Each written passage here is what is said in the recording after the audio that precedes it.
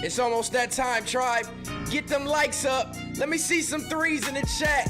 Episode 3 of the Third Law.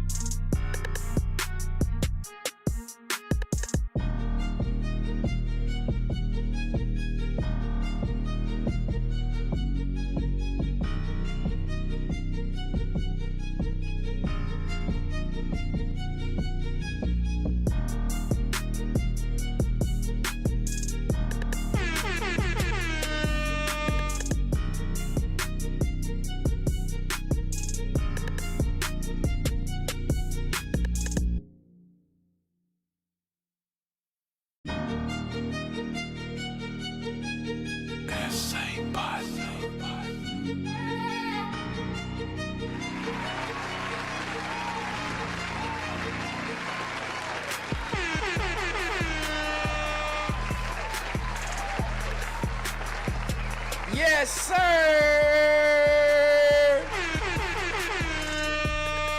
Welcome back. Welcome back. What the fuck is the third law?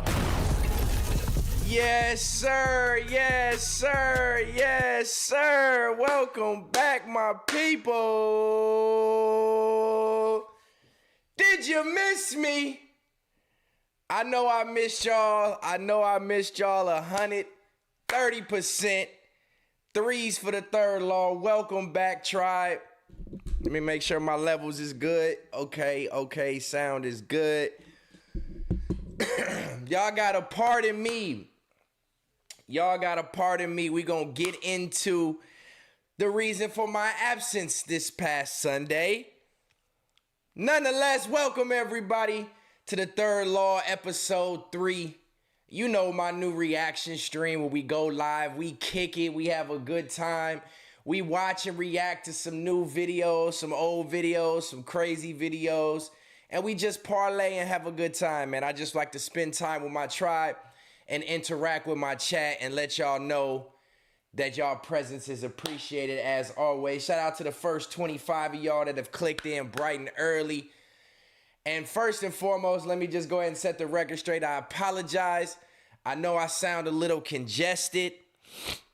I'm going to try not to be the nasty nigga and snort all in the camera, all in the microphone. My presence was absent on Sunday. I know a lot of people that have tuned into this are like, where is context matters? Where is context matters? Trust and believe the context will always matter. And we will be back live on Sunday. I didn't want to mess up my scheduling. I didn't want to, I tried last Sunday after the Super Bowl for Context Matters. I missed it. I tried to move it to Monday. I didn't like going live on Monday night.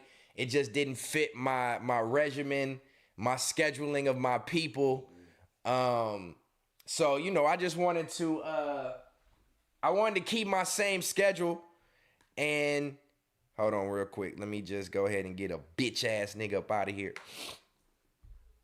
I didn't want to mess up my schedule this week, man. I didn't want to move Context Matters to Monday. I missed Sunday because I have been sick, which is crazy for me because I don't get sick. I don't think I've been sick in probably it's probably been at least 2 years. But for some reason, I had woke up with a sore throat the other day, nasal congestion, all that bullshit. So I've been taking my regular over-the-counter meds. Nothing crazy. Nothing like my prior issue where I was down bad and needed all these meds and hospitals and doctors. I didn't need none of that. You know what I mean? I just needed to take some Dayquil, some NyQuil, and drink my good tea. I apologize for being late. As y'all can see, I got my mug here. So don't mind me. I was a few minutes late. Miss Moneybags is not present right now. She'll be home in about an hour. So I had to get my tea together. And this is going to be a kick your feet up reaction stream. We've done 2 of these already. We're going into our 3rd one. I'm back posting clips, trying to get things, back in that algorithm. YouTube has been fucking me off lately. But nonetheless, we are live. We are live. The third law. So yeah, I know people been talking about, a lot of people have been sick. I don't think I got what nobody else has as far as like this neurovirus, Corona part 3, 4, 5. I don't think I have none of that. In my opinion, this is just a cold, man, a little seasonal cold. But I was down bad on Sunday, I'm not gonna lie. So I missed Context Matters on Sunday. I do apologize to anybody who's been checking for me for Context Matters, because there's a lot of things going on in the world that require context, and I need to bring that to y'all, and I don't need to be missing those days. But I was down bad. My voice was damn near gone. I was coughing. It just hurt to talk. So I had to postpone Context Matters. Nonetheless, I'm feeling better today, hence the reason why I was not going to miss 2 streams in a row. 2026 is about consistency, so we going to rock with that. But yeah, man, we pushing through, man. I got my tea tonight. I hope y'all have y'all refreshments. I hope y'all have y'all herbal essence, your drinks. I know 7's in class. I hope y'all studying. Whatever y'all got going, you got me in the background. I do appreciate y'all just clicking in. We got 33 people tapped in on the early. So if y'all are just now tuned in, I like to tell all my tribe, along with shouting y'all out, please make sure that y'all click that thumbs up for me. It's easy, it's free, it's simple, it's cheap. It actually is not even cheap, it's free. Click the thumbs up. A lot of my videos have been getting thumbs up, no thumbs down. I appreciate the haters for moving around, and all the loved ones for giving me them thumbs up. It is free. Swipe down, click a thumbs up. Let me know you are engaged with the chat and you rocking with what we got going. We got new graphics to the right. You know what I mean? I kind of introduced them last stream, but I upgraded them, so it's a little bit different. And yeah, man, I think we're catching the groove of this 3rd law thing. So again, if y'all just now tuned in and looking for Context Matters, we will be back on Sunday. As y'all know, I go live twice a week now. 2 different streams, 2 different types of content. I just want to keep it mixed up and give y'all some of this perfection. You know what I mean? So tonight is 3rd law reaction stream. We have videos. A couple videos have been sent to me by my tribe, which I appreciate y'all for that, for kicking it with me and sending me the videos that y'all want to watch. I have some hold on, I'm reading the chat. My bad. Y'all crazy. So yeah, I'm trying to, big deal. What's up, my boy? Hey, you see you blue in here. You ice cold blue in the chat. You know what I mean? I tap in with your lives every time. I'm gonna need my wrench, dog. I don't even be the type of nigga to be like needing power and control, but I need my wrench. When I step over there, it's a cold game. My name need to be blue, gang. We ain't doing none of that regular gray. I need my wrench, gang. You know what I mean? My boy, Big Deal has been live. If y'all haven't been tuned in, make sure y'all tap in with my boy Big Deal. I don't know if you plan on going live tonight, but don't step on my toes, Big Deal. I ain't gonna be on here too long. You on Cali time, you can do a late night stream. Step your ass off. You know what I mean? But it's definitely a cold game. It's definitely a cold game. It's crazy because that name is like Context Matters. It's like truth in the details. We got some cold stream names where like it can relate to like all type of shit going on in life. You know what I mean? It's a cold game in these streets. Context matters. Truth in the details. You know what I mean? So shout out to Big Deal. But I need my wrench, Big Deal. On Hoover though. You know what I mean? We've been locked in for a long time. Don't play me. You know what I mean? But yeah, shout out to Big Deal. And we're going to get back into what we're getting back into. Shout out to everybody who has been sending me videos to react to. I've been adding them to my react list. And I'm going to pick 3, 4, depending on the time frame, 5. And we're going to react to them live. I'm going to clip them up later. And then I'm going to clip them up later and post them as clips so that in case you didn't catch the whole live stream, you are able to go back and watch just that reaction, just that segment. But yeah, man, I'm getting the groove of things. I'm liking the way this is moving. I got my fresh tea. You see the S on the cup. Oh yeah, I needed this. So yeah, man, grab your refreshments. Let's have a good stream tonight. You heard? What's up, 7? Let me tap in with my tribe real quick. Matter of fact, I can do it right here real quick.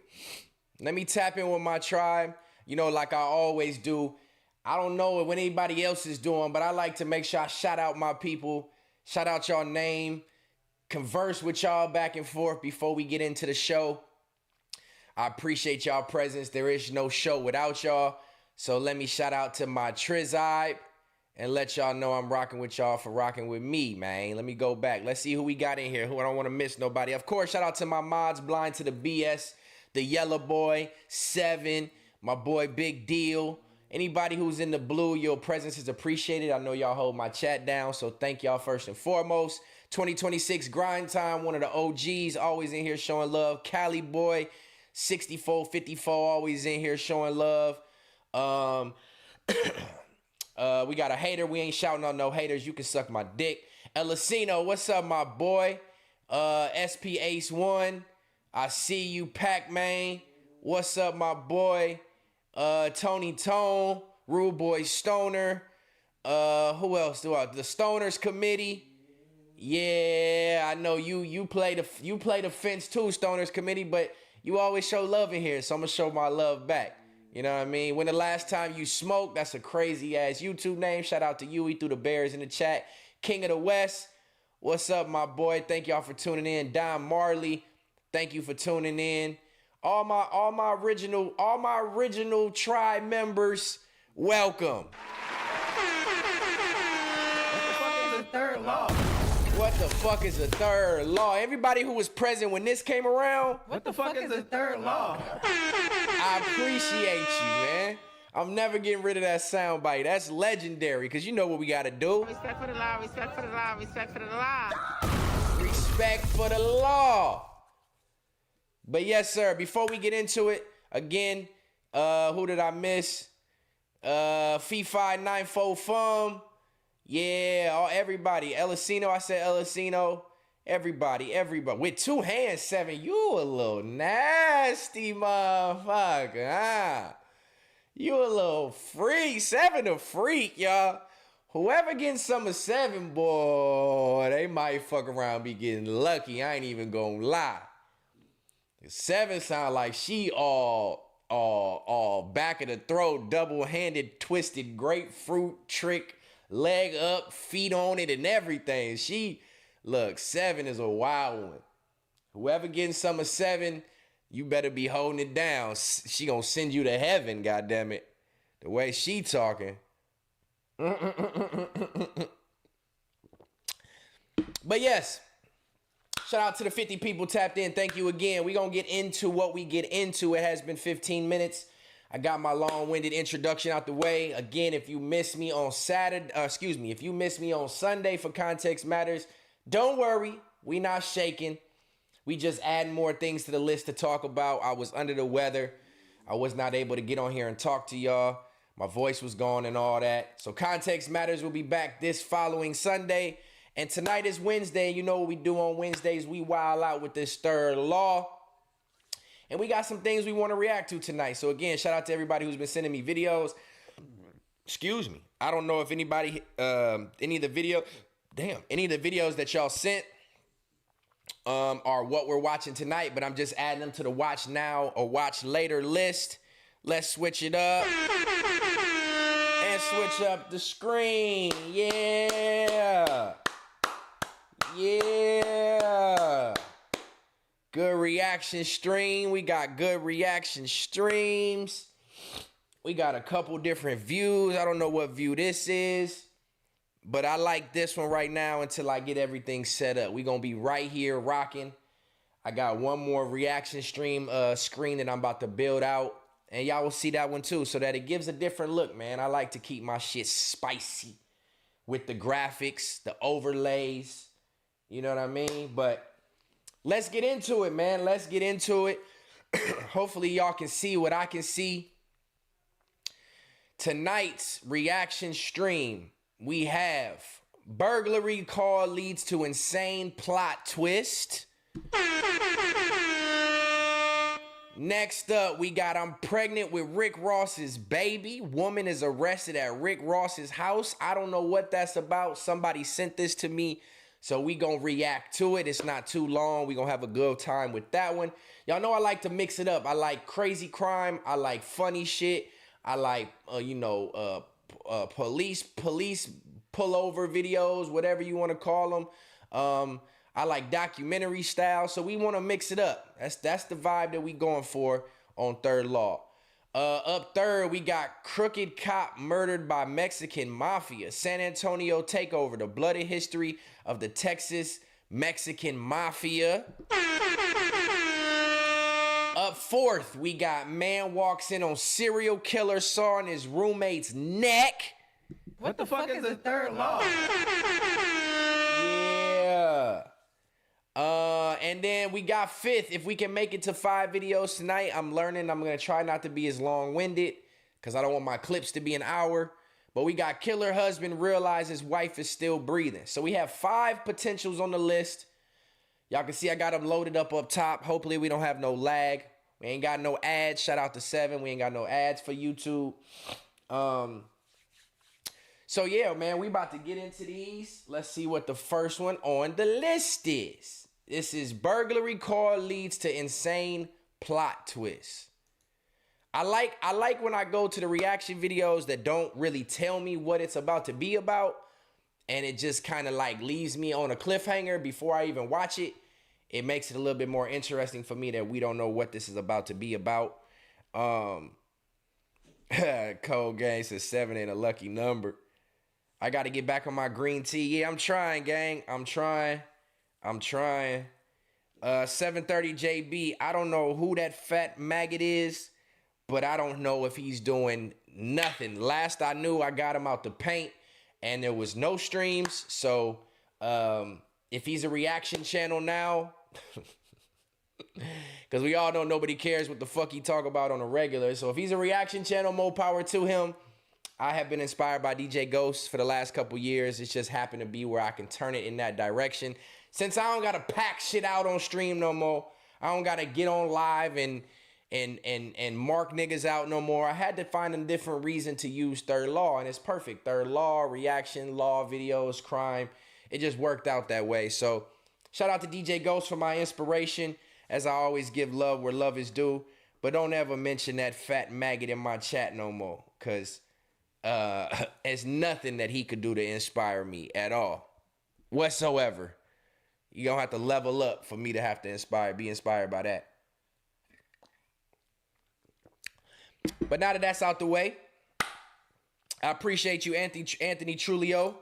You know what I mean? We just trying to get a new algorithm. It's tricky on YouTube, trying to get into a new algorithm in which your videos are recommended. I do see now that you can like sponsor your posts or sponsor your lives, invest money into your streams to where YouTube recommends you. So I'm gonna look into doing that next week. You know, just doing anything I can to get this algorithm to work in my favor, man. You know, y'all used to me going crazy, providing day-to-day updates on shit that's going on in the media, in hip-hop, in the culture, with Context Matters. So Third Law is a different type of stream, and it is something that is going to take some time to kind of work into a new algorithm. So I'm going to keep pushing, and it's going to be, we in here, we want the bullshit. You bored, you got to be bored, because I'm not here to give y'all the bullshit. Nobody has crossed the line with Stet. Everybody is teetered along that line and knows better. So I don't have no reason to crash out on nobody. We just going to have a good stream tonight. And yeah, we're going to have a good time, man. Cali boy, I'm going to get my Discord back up to where we can y'all can send me videos in Discord. But there is people that follow me on Instagram. And they've been DMing me a couple videos. So if you follow me on IG at Stet2.0, I sure appreciate y'all for sending me any videos. Please feel free to keep doing it there. Context Matters Pod on Instagram. You can send them there too. But yeah, we're going to make that seamless and a little bit easier as we go. You know what I mean? We're going to make that easier. But definitely send me videos that y'all like to react to. I would love to do what y'all do around this bitch. Yeah, the only Uno we acknowledge is what Apollo was playing last night. That's the only Uno that I know that we acknowledge. Anything else? Epic, come here, bud. You want to be my co-star today? Come here. You want to be my co-star today? Come on. You don't ever want to come say hi to nobody. So welcome on in. This is Epic. He don't ever want to show his face in here. He too bougie. My beige bastard right here. What's up, buddy? You gonna be my co-star? You relax down there. All right, man. I got my co-star ready. We have kicked off the stream. Third Law, episode 3. If you are tuned in live, thank you for your presence. Make sure y'all interact in the chat. Y'all know I pause the video. We talk about what we see. We react to what y'all got to say as well. So stay interactive with me if you are watching this on the rewind. Thank you for tuning in and clicking this at a later time frame. This is what we doing. So get locked in the comments. However you feel your need to interact, please feel free to interact. And we going to get it going, man. Let me get my headphones. Let me get my sip of tea before we get this good commentary on. Yeah, man. Let's get into it. The first stream of the night, or the first reaction of the night, burglary call leads to insane plot twist. Make sure y'all click that thumbs up, and let's get it going. Officers with the Youngstown Police Department in Ohio were dispatched to investigate a possible break-in. A concerned mother reported someone inside her incarcerated son's home. Officers arrived to speak with the individual inside and determine what was actually going on. What follows is an eerie and deadly encounter.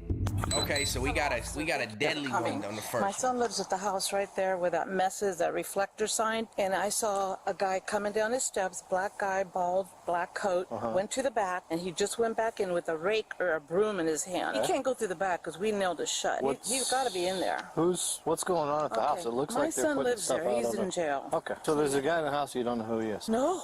Only me and 2 other people come. We've been cleaning. Okay. I'll go find out who he is.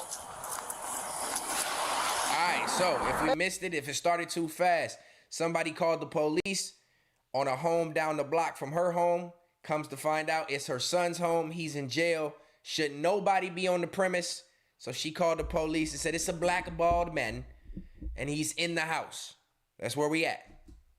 Hey, how are you? How you doing? Not bad. Hey, whose house is this? Dude named. Yeah. That's his last name? His name is Anthony. Anthony. Yeah. Okay. Sure. Is he here? No, he's not here right now. He should be back momentarily. I think he might be in jail. I don't know. You think he might be in jail? I think he might be in jail. Okay. You don't live here, though? No. Do you work for him, or? Yeah. Did he send you here to work for him? Yeah. Okay. And what are you doing for him? Huh? He's out there. Just fixing drywall repairs. Bathroom, you want to come in and see? Hey, look, from the start of it, it sounds like dude is legit. He out there with a rake. It's leaves and trash everywhere. He got a trash bag. From the looks of it, he's starting off on the right foot. He seemed confident. He ain't shaky. He was a little delayed on knowing the dude's name, but he said it's a shithole. He offered him to come in and take a look. He's on the right path. Let's see if this criminal ain't a stupid-ass criminal and ruins it and can keep up this story. I got plumbing to do. The reason I'm bothering you, do you know his mother? Yeah. No, I don't know her. I know him. She's down the street. She came to check on the house, and she basically called you in as a burglar. Really? You don't look like a burglar to me. Oh, the cop want to be buddy-buddy, huh? You don't look like a burglar to me. What does a burglar look like? Burglar. Yeah, he's in jail. Is he really? Yeah. Still? Yeah, that's what she said. So she's been like hauling out to the curb, and so you got plumbing work to I do. got all this back here. He's supposed to be paying me.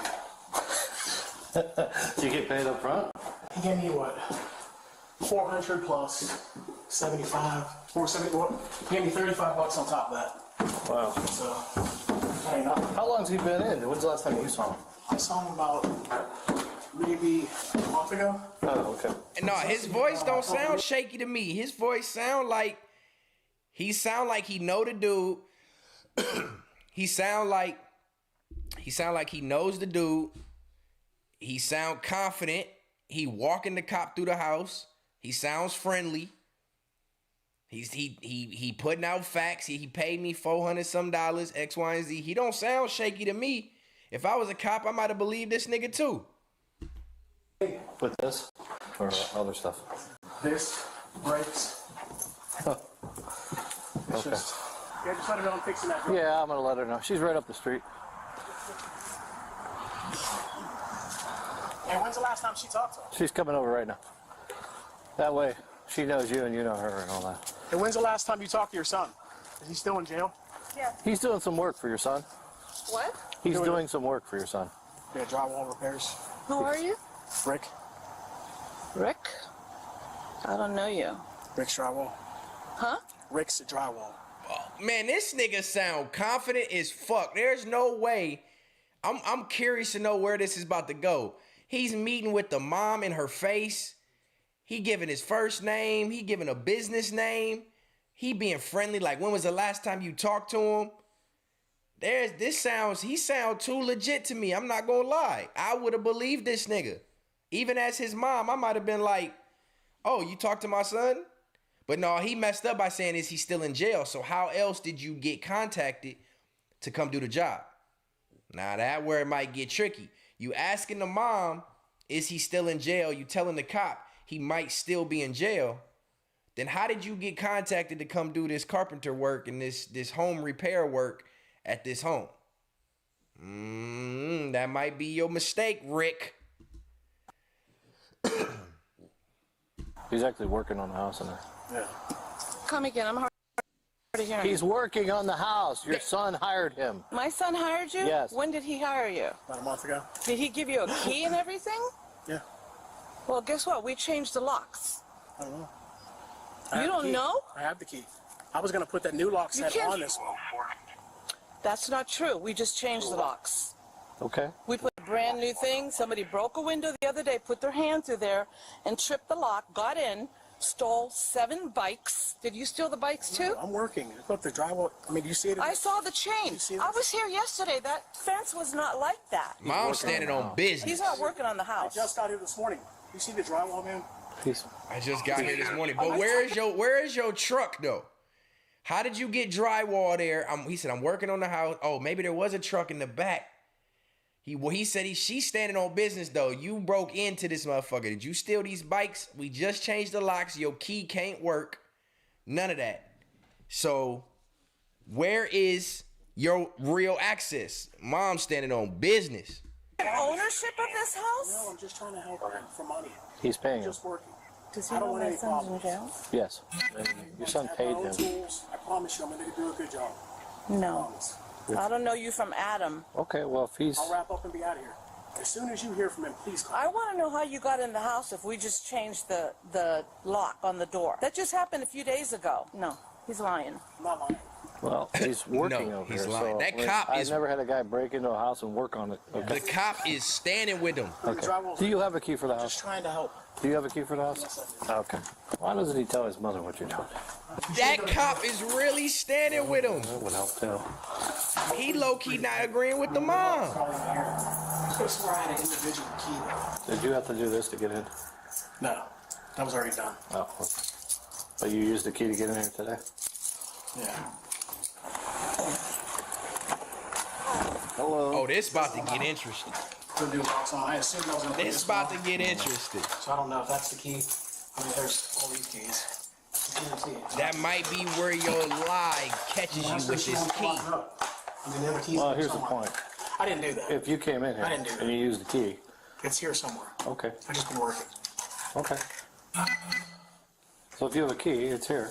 Yeah, it's definitely here. I could have swore it was a loose key. But if you didn't open the door with the key, It's this one. you I need promise you. I used the key. listen, if you didn't, you need to tell me that, okay? I promise you. Because he could still have told you, go over there, just pop a window and work on the house. He could have told you that. No. Okay. Yeah, I'm doing drywall work. I didn't know that she was going to freak out like that. I mean, who breaks into a house and works on it? It doesn't even make sense. I mean, you could see. Hey, that's a good criminal, Tribe. I don't care what nobody say. I could have sworn it was a single key. You guys are more than welcome to come up. I apologize. I didn't know that she'd be stopping by. So he's working or he's working? Oh, he's got a plumbing thing going on upstairs. He's working on the plumbing. He's like, yeah, the guy hired me. Cop did give him an alibi for sure. Money. Yeah, she said, I don't know anything about it, and was talking to someone, have someone call her, and I thought it was this house down here, because they said she's parked in front of the house to serve me pop. Yeah, she's like half a block up. Yeah. I'm like, well, she flagged me down up there, and I'm like, what the f***? She gets like, yeah, he's down the street. It's a guy. He keeps coming in and out of the house with a broom. He's got a plumbing job going up there. He's cutting drywall out here to patch the hole in the wall, but he can't seem to find the key he used to get in here. So he is a little screwy. I give you my word. The key's here somewhere. I promise you, it's here. It's a single key. Well, Rick, in the meantime, you have some ID on you? Because I'm going to have to... No, I don't. It's starting to catch up with him. In one way or another. I'm fine with that key. It's starting to catch up with him. Well, If he's still in jail. she don't know who you are, so she Dog, he should have. He might not have been thinking that the key was gonna end up catching up with him, the key scenario, but that's what's gonna bite him in the ass. He should have just said the door has been left open for the last month or something, and then refuted what the mom said. The door has been unlocked for a month, and I've been coming and going doing work. Cause the key gonna bite him in his ass, and the fact that he don't have no ID is gonna bite him in the ass. He said he should have just ran. No, don't run. That's even worse. Cops gonna chase you. But like, it's gonna bite him in the ass. He was doing so good, but this key is really gonna fuck him over, Tribe. He was doing so good. I'm not gonna lie. If I was a police officer, I would have believed everything he was saying. I don't know if I would have went against what the mom was saying, because he for sure was on her. She said, I'm sorry, I'm hard of hearing. He raised his voice. He's here working on the house. Like, he was damn near wanted to tell the mom to fuck off. If I was a cop, I might have believed this nigga. I'm curious to know which direction this goes. If you still tuned in right now, make sure you click a thumbs up. If you just clicked in, make sure you click a thumbs up, even if you don't stay and watch. I understand people got lives, y'all got shit y'all got going on, but your presence is appreciated. If you want to kick it with me and keep reacting, click the thumbs up, interact in the chat, and tell me what y'all feel about the videos we watching. Let's keep it going. Rick, you got no ID with you? All right, what's your name? Rick Yep. Burkheimer. Rick Spell Burkheimer. that for me. B-U-R-K-I-E. He's thinking about how to spell. Oh, he's fucking up, Tribe. He's fucking up, man. I had so much hope that he was about to really, like, just be a good, smart criminal. He gave his random ass name, last name Burkheimer. And then as soon as he tell him spell it for me, he like, damn, man. Your date of birth? December 23rd, 1982. You don't have a vehicle here? No. My girlfriend dropped me off. Rick Burkheimer. Just brought my tools in. Rick's Drywall is your business? I mean, pretty much. It's a startup. Okay, I got you. I'm just Starting to sound screwy. I got you. He's starting to sound screwy, Tribe. Maybe just, finish the bathroom. Yeah. She doesn't know who you are. I assume she's talking to her. I'm not gonna lie. At this point, I'm just about to be like, at this point, if I'm Rick, I'm about to just be like, all right, well, she doesn't want me here. I'll try to get in contact with her son, and I'll come back when I have, explicit permission. But he want to keep arguing it down. Just leave, dog. Just leave, because just leave, bro. Just leave. Just leave. Don't you biting yourself in the ass, bro, by staying around. You giving the cops more reason to pry into what you got going on, run your name. You know what I mean? Like, just leave, bro. You went from saying I have a business, he said Rick's Drywall, and now the cop asking about the business, he said, is that your business? He said, yeah, pretty much. It's a startup. I got dropped off here by my girlfriend. I just brought my tools in. Rick, you hurting me, Rick. Done right now. Let me go run this and see. Can I show you the key that I have to that door? Because I have the house key. Okay. And there's no way he could have down in that house. She's standing on it. He's in it. When did you talk to him about doing this job? About a month ago. Okay. He's working on pipes in the bathroom up by the bathtub. It's a plumbing job. I already have a plumber working on that. He's doing the drywall. But the plumbing got to be done first before the drywall. Mom What I'm looking at, I don't know. He says Mom he's ain't working with letting the it son, go. so I don't know. I'm gonna figure out who he is though. I'm gonna run him. Did you know he was going to be going to jail? And then look, it's biting him in the ass. You showing the plumbing work. And now the mom saying I already have a plumber in there working on it. So now you using somebody else's work to make it look like you working on it. Rick's drywall, you finna be in jail. No, I did not. Okay. I mean, I thought he was in jail. I heard he was, but I thought he was going to get, I'm telling you, yellow boy, it sounding weird now. Gotcha. Man, nobody breaks in and fixes up a house, dude. Well, no, not typically, but you'll be surprised how many times we've actually been on calls like this with people. They say they're working on houses and they're not. So, I'm not saying that you are. I'm just saying, I will say this, typically if someone breaks in there, they leave, they don't come back. So, Yeah, where you live at, bud? they're on the corner. Okay. You dropped your other key there. What's that go to your house? No, this ain't my key. Okay. This is one of the ones off that lane. Okay. So he talked to Damn, 3 cops now, too? A month ago. Yeah, maybe a little over a month ago. Come do work on the house. He's in jail. That's his mom. She doesn't know he was supposed to be doing any kind of work here or whatever. We're just trying to confirm that that's what's going on. So What's he have you doing? Just plumbing repair upstairs. Is it inside of the house as eccentric as is he outside of the house? You want to come see? She needs all the work she can get done on this house. For her to throw me out, So are you staying here while you work? no, I just got to drop off this morning.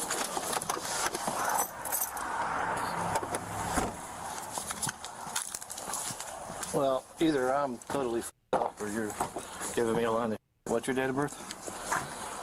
12/23/1982. That doesn't come back to anybody named Berkheimer. So, want to try it again or? I mean, that's what it is. Okay. You're inside somebody else's house. Uh-oh. Giving me information that doesn't match to a person. You understand where I'm coming from? I know. Okay. Tell you what, turn around and grab the wall. Turn around and grab the wall. Oh, it's caught up to this nigga, bruh. What is really about to happen in this plot twist? Because now this nigga, you give a fake name, the date of birth don't match up. You should have known that was going to happen. The cop said you want to try this again, so he knows you lying. Now you got to grab the wall, my nigga. Assume the position, grab the wall. We about to search you, and then we going to take you to jail for breaking and entering or a burglary of some sort. And now, oh, man, what's about to happen? Let's go. Come on. I mean, what did I do? Turn around and grab the wall. Oh, he mad now. Ooh, he mad now. I didn't do anything. I came to work. Like I said, turn around, grab the wall. This nigga gonna run in the house? So do I. Oh my God. This just took a crazy ass plot twist. Look, 2026 grind time. Been saying this nigga should have ran. He been saying he should have ran. This nigga took the slowest run possible through the house. This nigga jogged through the house and gonna go run upstairs. How the fuck you gonna get out the house, nigga? Oh my God, I had so much hopes for you, Rick Berkheimer. This nigga jogged through the house. Look how slow he ran through this house, tribe. Look at this shit. Turn around, grab the wall. Watch. Back door. This is a slow ass jog. I have a gun on me. So do I. I have a gun on me. Stop. Code 0. Stop. You toss that gun on the ground right now. I will ventilate your ass. Oh, shit. Hey, this cop calm as fuck, boy. He was on your side at first. This nigga just said, I will ventilate your ass. I don't think I've ever heard a cop say he will ventilate somebody. Think about a vent, bruh. He finna put holes in this nigga to where he can breathe from both sides. I will ventilate your ass. You better put that. He said, I have a gun on me. So do I. This cop is a G. That's not rocket. What's the word, man? He said tap that like button. I appreciate you, bro. Then why yell and tell him I have a gun on me? That's what I'm trying to say. I have a gun on me. Nigga, you better drop that gun right now or I will Swiss cheese your ass. This cop is calm as fuck, boy. I'm not gonna lie. Toss that gun down. No. Toss it. Toss the gun. Up here. Long gun. There's a long gun? Where the fuck was he hiding that bitch at? Rico? Yes. Do not f this up, you understand me? I don't care. I understand you don't care. I live for. Okay. I'm making money. My mom just died. Okay. I'm not doing this anymore. All right. The truth is, I is in jail. Okay. And he told you his house is empty. He told me to come do some work on the house. Okay. So why are you doing this right now? Because I want to make money. Well, a phone call can straighten that shit out. Why are you doing this right now? Man, that cop is calm as shit. Oh, okay. Well, trust this. Toss that gun down there. This is going to end very badly for you. I don't care about that. Okay. Well, trust this. Hey, this cop a G. But this is wrong. Did you ever shoot somebody? Yep. You're gonna have to shoot me. I'm not going to jail. You hear me? Gotcha. At least 3 times. You understand? Damn, damn.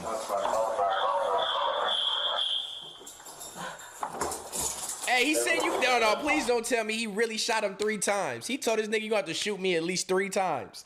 He gave him what he asked for. Hey, this cop is a G. I will ventilate your ass. Did he really hit him 3 times? Did he really hit him 3 times, though? Oh, he hit him 3 times. Hold on, let me go back. Yep.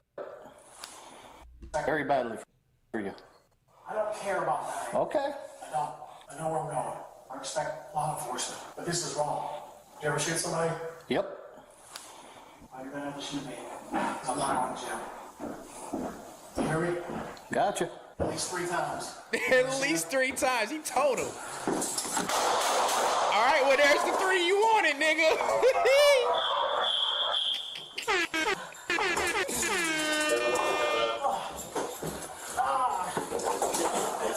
You got it covered? Yep.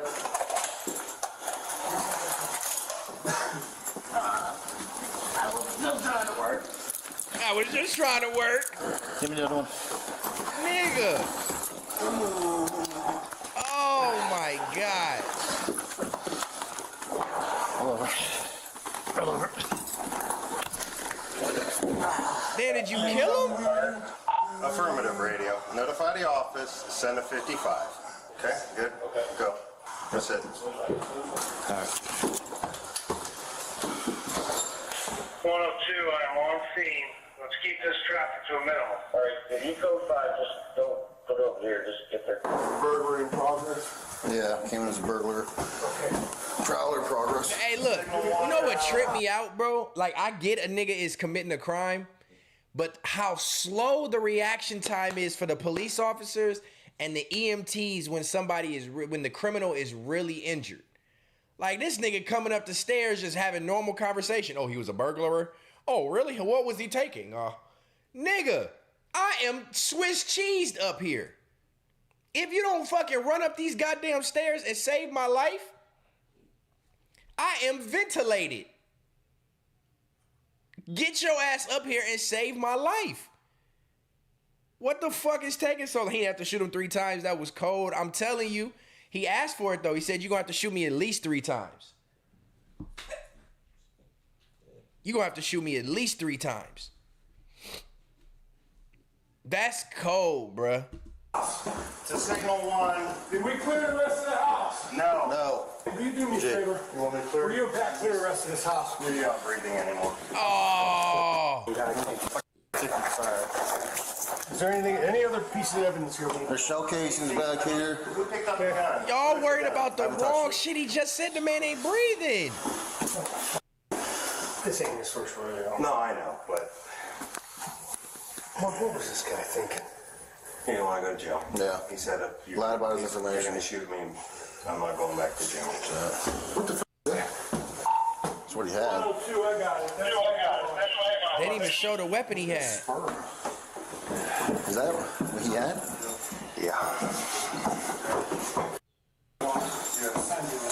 You alright? Go get this blood off of me. Uncle Martini wanted to debate me. When I say send another f***ing car, I mean send another f***ing car. It doesn't mean ask 15 questions. Oh, they beefing. I don't think he heard you because he kind of came over broken. This one. Yeah, I used to do MMA with me. He was also a very accomplished. He was also a very accomplished pro boxer. Really? Yeah, you would have had a hard time taking him. He was a one-punch Listen, knockout his story guy. was probably legit. He probably has a warrant, which is why he didn't want to give his real. He wasn't great at Everything else MMA, was but dude, probably I saw him lay He's some been out people. there for a while. I saw him lay some You guys people. watched that then because of the alleged. He actually fought professionally for a while. Kind of looks like one. Just keep it clear for the paramedics and whatever they need. The suspect, Rico Acevedo, was pronounced dead at the scene. Although officers believed he was armed, no firearm was recovered. Oh, he charged didn't at even have them a while gun, brandishing a tool. nigga. Look, I understand it though. Like, I watch a lot of crime shit. I watch a lot of jail shows.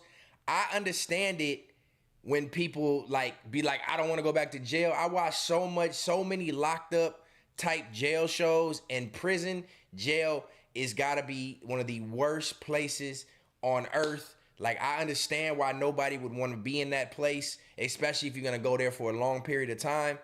But to really just be like, I'm about to die suicide by police officer just because you don't want to go back, I almost understand it.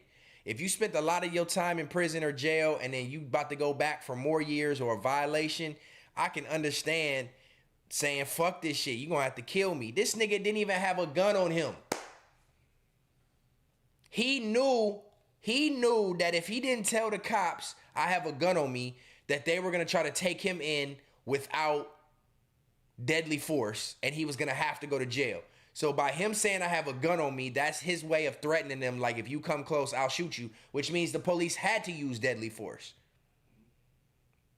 I just hate motherfuckers being in this position, but like, you can almost put yourself in their mindset of like, man, jail is a horrible place.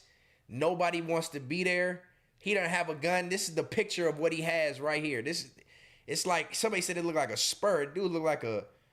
That ain't even a deadly weapon. Like, what you gonna do? Roll a nigga to death? Like, man, come on, dog. He lied and said there was no gun. I mean, lied and said he had a gun and there was no gun just so the cops can shoot him. He said, you have to shoot me at least 3 times, and the cops shoot him 3 times. That's crazy. Resembled a pistol. His criminal history included a 2015 domestic violence case involving his ex-girlfriend, where he was charged with domestic violence, felonious assault, aggravated burglary, aggravated robbery, and violating a protective order. Though he faced up to 40 years, he accepted a plea deal and served 6. He was released in October 2021 and remained under state supervision at the time of his death. Okay.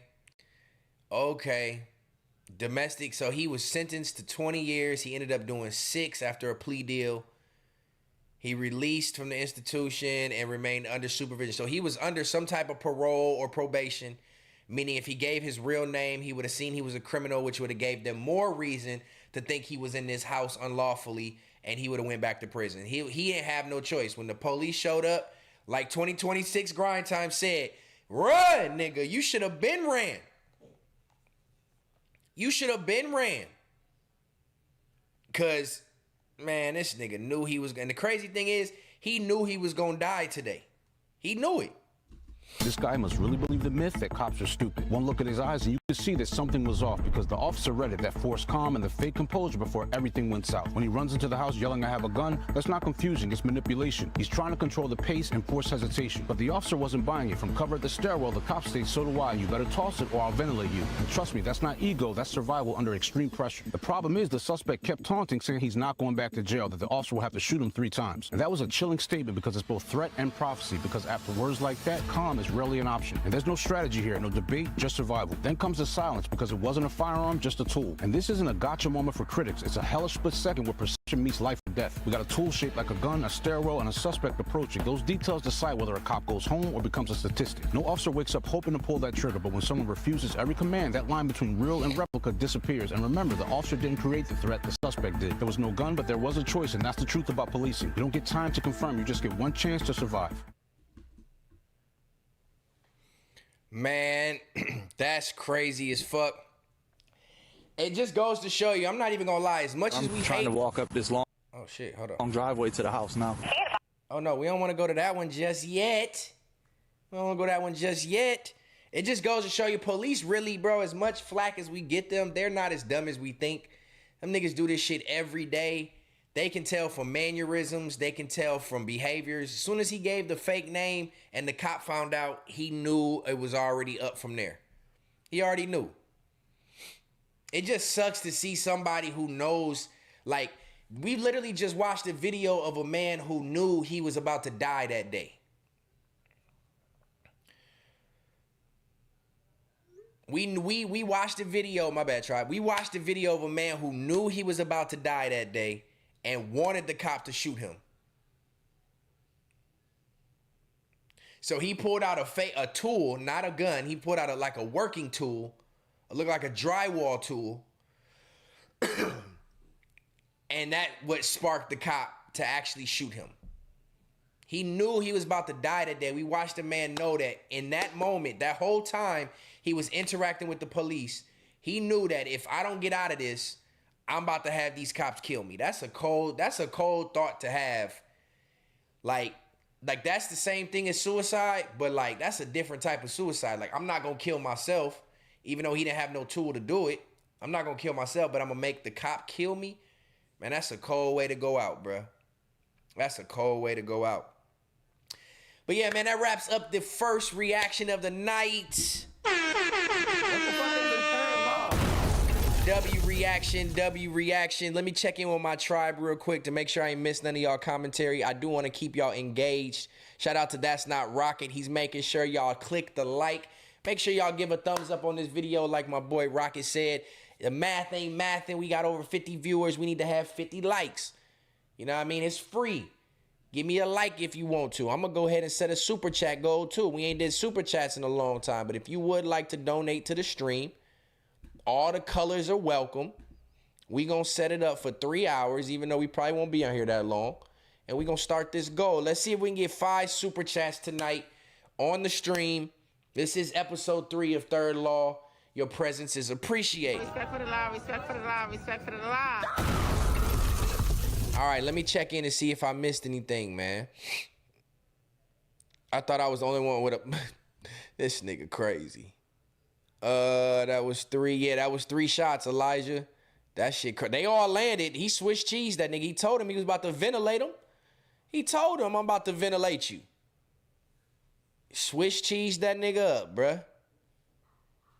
They know whether stable or not. And then too, like, why don't police officers shoot to injure? Why is your initial, if you know you got the upper hand, you're trained at this, why would you not shoot like to injure? It sounds like the way he was, the victim was breathing and he got shot in his chest or somewhere that was gonna kill him. Like, you don't shoot to wound at all. Cops don't shoot to wound for any reason. I mean, I know the dude said he had a gun, but like, you don't shoot to wound for any point. You just gonna kill the man? That's fucked up. It'd have been even more fucked up to shoot him 3 times, let him go through that recovery, and then send him to jail. That'd have been even more of a cold way to go out for the victim. But no, you Swiss cheesed them up. You Swiss cheesed them up.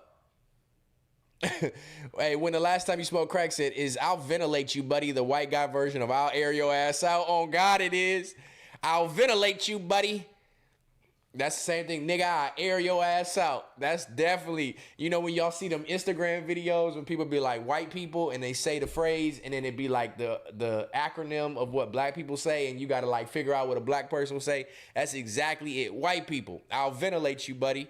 Black people. IAYAO. I'll air your ass out. That's crazy. Yeah, he was a pro boxer too, so he knew not to get, the cop didn't know, but he didn't want that fist-to-fist combat. Logo Seeker, what's up, my boy? What's up with the looking eyes? Only One King. Yeah, I heard about the guy, the dude from Florida, from Jacksonville, who I don't know if he killed himself. I don't know what I read. I don't know much about him as an artist, but I did see that, man. Rest his soul.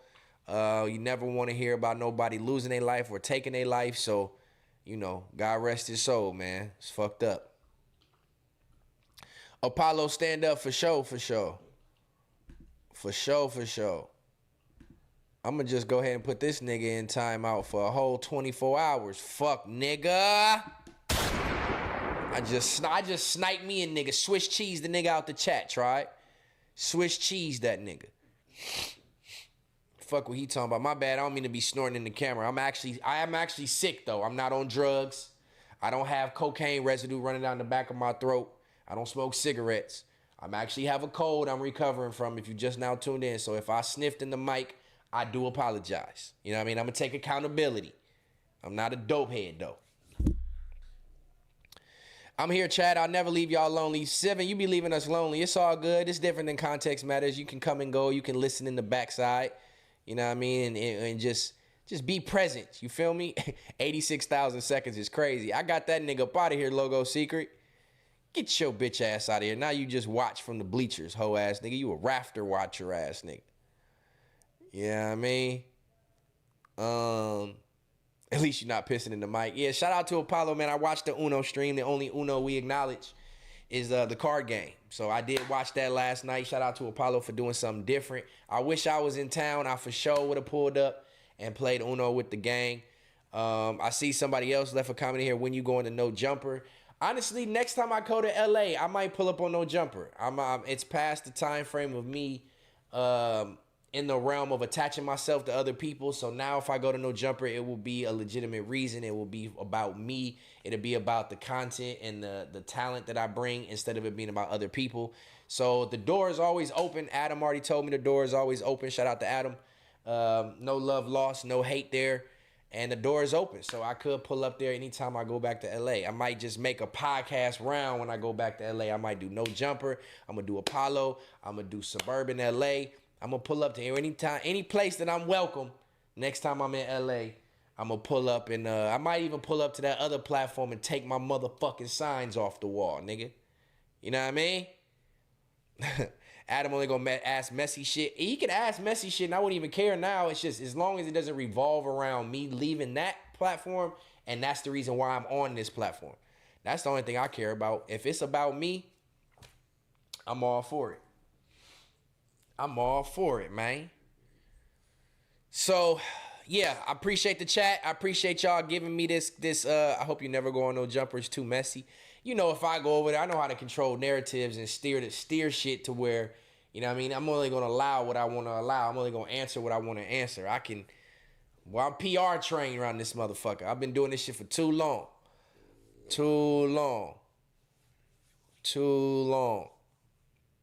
But yeah, man, shout out to everybody who just kicked it with me for the first reaction. I sure appreciate it, man. That was a crazy twist I was not expecting.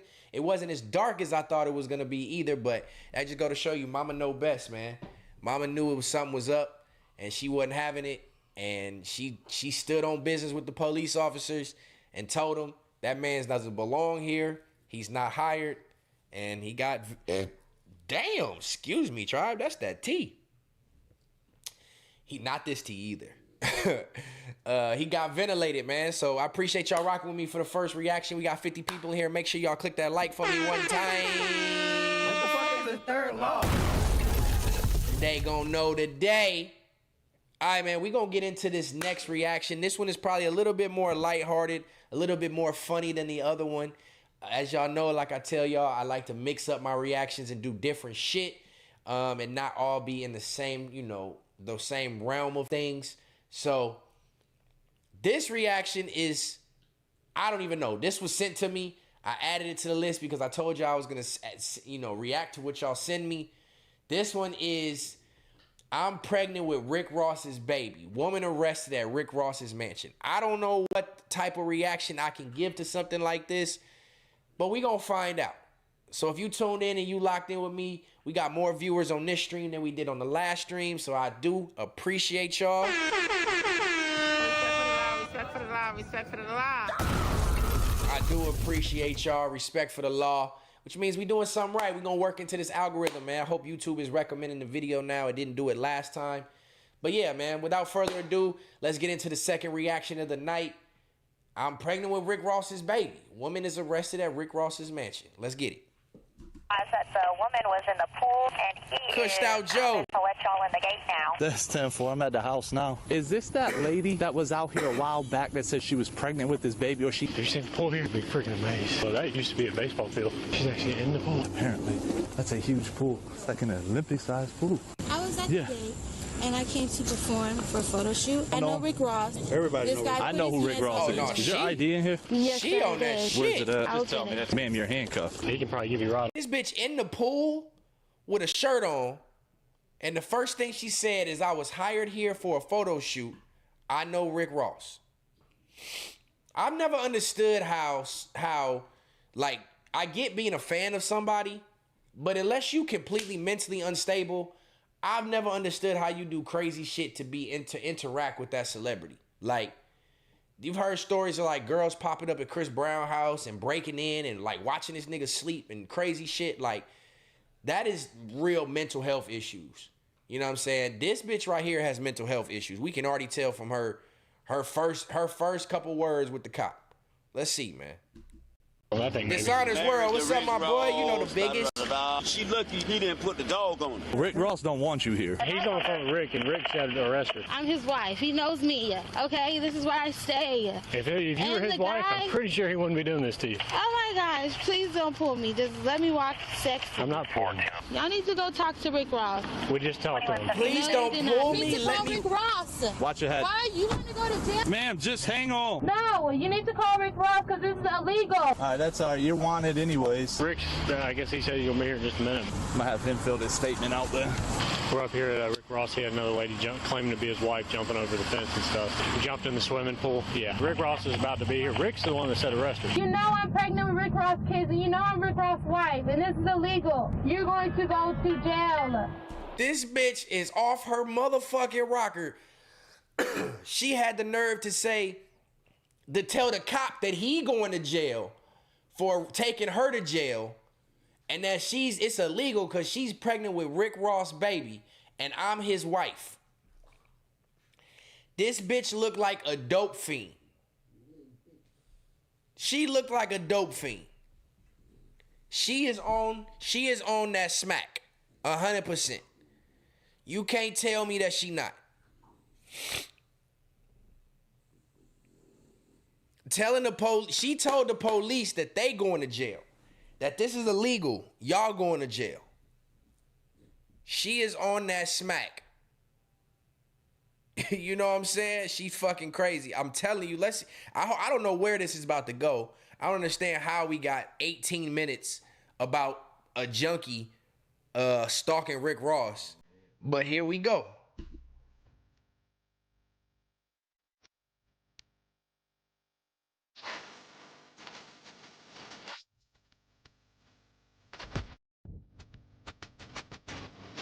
Damn, she jumped that gate?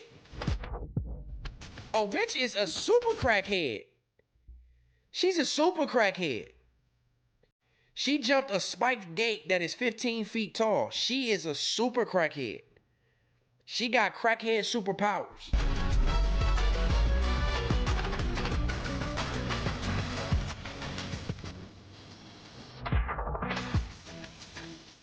This better not be copyright music, I'll tell you that.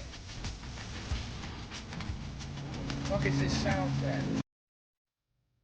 They gonna get me clipped. I ain't finna have it. I'll cut it out.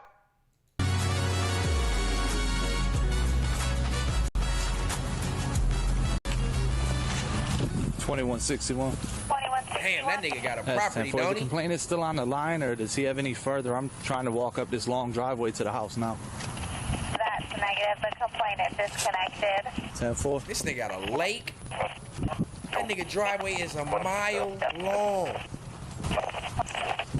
2161. Can you try to get the complainant back on the line, please? God damn, that's this man's driveway? 2161. Come on, dog. I got on the line back with the caller. He advised that the woman was in the pool, and he is coming to let y'all in the gate now. That's 10-4. I'm at the house now. 10-4. I already walked a mile up this bitch. Now you want to open the gate? You can access the pool there. 10-9. Go around up here to the right side of the house. You can access the pool over there. 10-4. Hey, is this that? God damn, look at that nigga. A state. Well, try at least catch up with you. Is this that lady that was out here a while back that said she was pregnant with this baby, or she had a baby and said it was his or something? I think so. I heard a story like that. I don't know, but they're going to give us a ride back in that neon green thing. Yes, they are. These niggas out of breath. You seen the pool here? I have not. You're going to be freaking amazed. Although that used to be a baseball field. Jeez. This was Evander's house first. Yeah. All right, so the pool's down here. She's actually in the pool. Apparently. There's a pool area. There's an indoor pool, too. That's a huge pool. 2161. Stairs right there. That shit look like the Getty Center. Okay, she runs back out. Anybody been to LA, y'all know what the Getty Center look like. God damn. 2161. All right, you 1022. I'm out with them.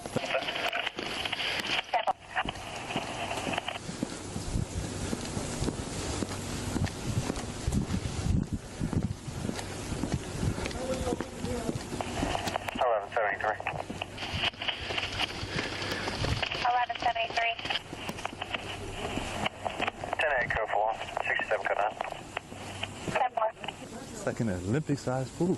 Hey, what's going on? I'm here to perform. Arrest her, man. All right, hold on one second. What's Arrest going on? her, man. Hey, she got to go. Okay. Did you take her in the front? I was at the gate, and I came to perform for a photo shoot. Okay. And this guy. Put your body back. Okay. Here's her purse. All right. Oh, she on that shit. Here, hold on. You're trespassing, man. I came. I'm here for a photo shoot. I'm not trespassing, sir. I'm a model. My name is Aaliyah. He and don't this want to guy, hear? No, he don't even know her. Okay. I know him personally. Okay.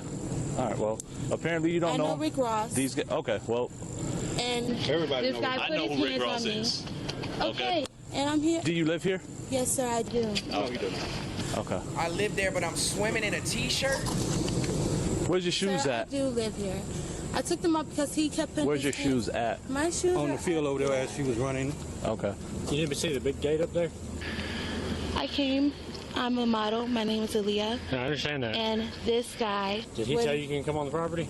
He didn't say anything. He was on the phone with Rick Ross, and he told him to record me because I came to perform. I'm a model. Well, they disagree with that. Were you at the car? Yeah. What happened with the car? She came up to the front talking about. Did she came up to you to the car? They disagree with that. Yeah. He has evidence, sir. Hey, did she come up to the car while you were in there? Or? No, she was walking through. I was like, who is this? She was actually on the property when you seen she her? was walking to the property. I'm not lying to you guys. How much delusion How do she you get have onto to the have? property? She ran. Like, how did she get on? First, the gates. First, she got through the. She on that Rick base. Ross told him to record him. And I was going to get the dog. Okay. And when I got the dog, she ran. Okay. And then the second time. Oh, they was gonna put a dog on her? Can we go this way? Yeah, I'm just trying to get her to sit down while we figure out. We trying to get her. They trying to do something. That's fine. Well, what we're going to need to do is sit her down and go get a patrol car. And bring her up here, yeah. Rather than walking her all the way down the driveway. Rick Ross told him to stop. record me. Big homie said if that was really his wife, she wouldn't be calling him Rick Ross and she wouldn't be there to do a photo shoot. Bitches, I'm telling you, this is that smack. She's on that smack. She on that shit. Her mind is not putting two and two together whatsoever.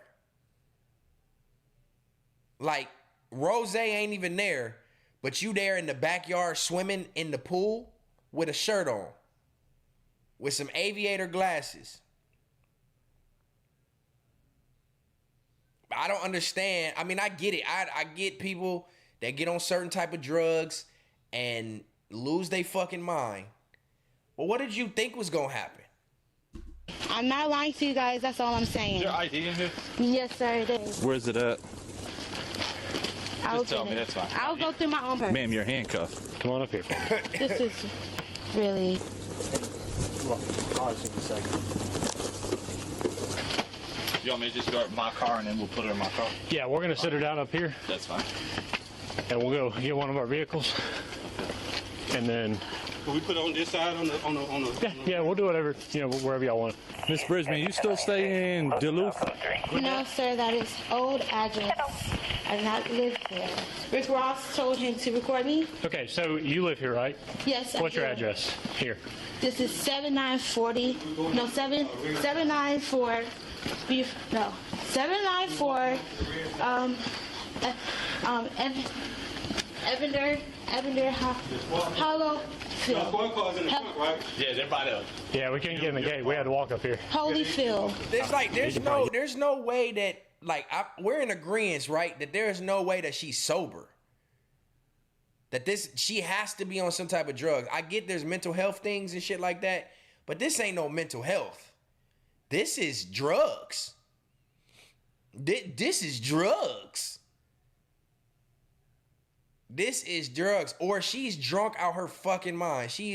It's something. She's not sober. Ain't no way. She's 794 Avenue. I'm telling you, Seven, she on that base. She's a smackhead. Sir, we able to take this or one of them green cars or something? No?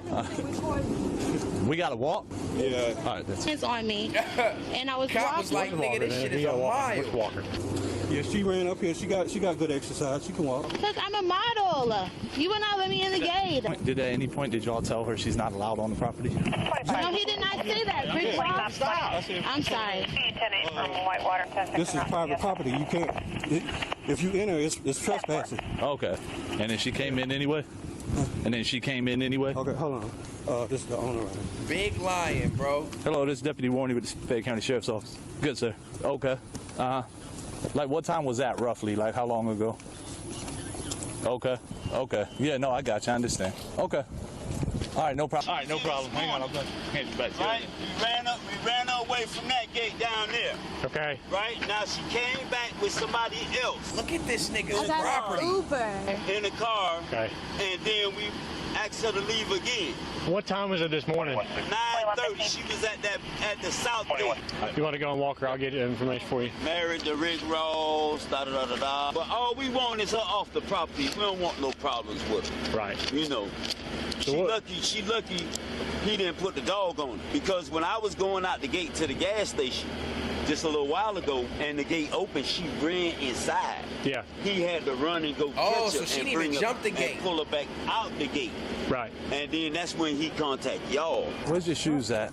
Have you spoke to Rick Ross? Go get her when she... My shoes, I was running from this side because he put his hands on me. Okay. Well, Rick Ross don't want you here, okay? So this is why we are where we are right now, okay? Is he here? Because he knows me personally. Okay. Skinny had left. When I took her outside of the gate, we were standing about... They're not tight, man. They're extremely loose. They're hurting me. Loose. He's in big trouble because he knows I was here to model.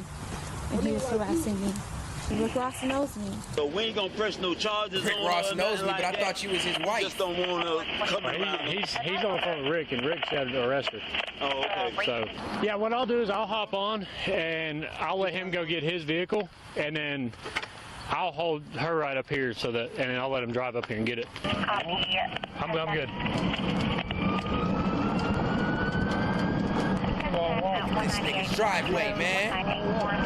Can I get on there? Hey, warning. I'm gonna keep walking. You get your Ross vehicle wouldn't and touch this bitch with a 10-foot pole. Hang on. No, not with you. We're gonna get you a patrol car.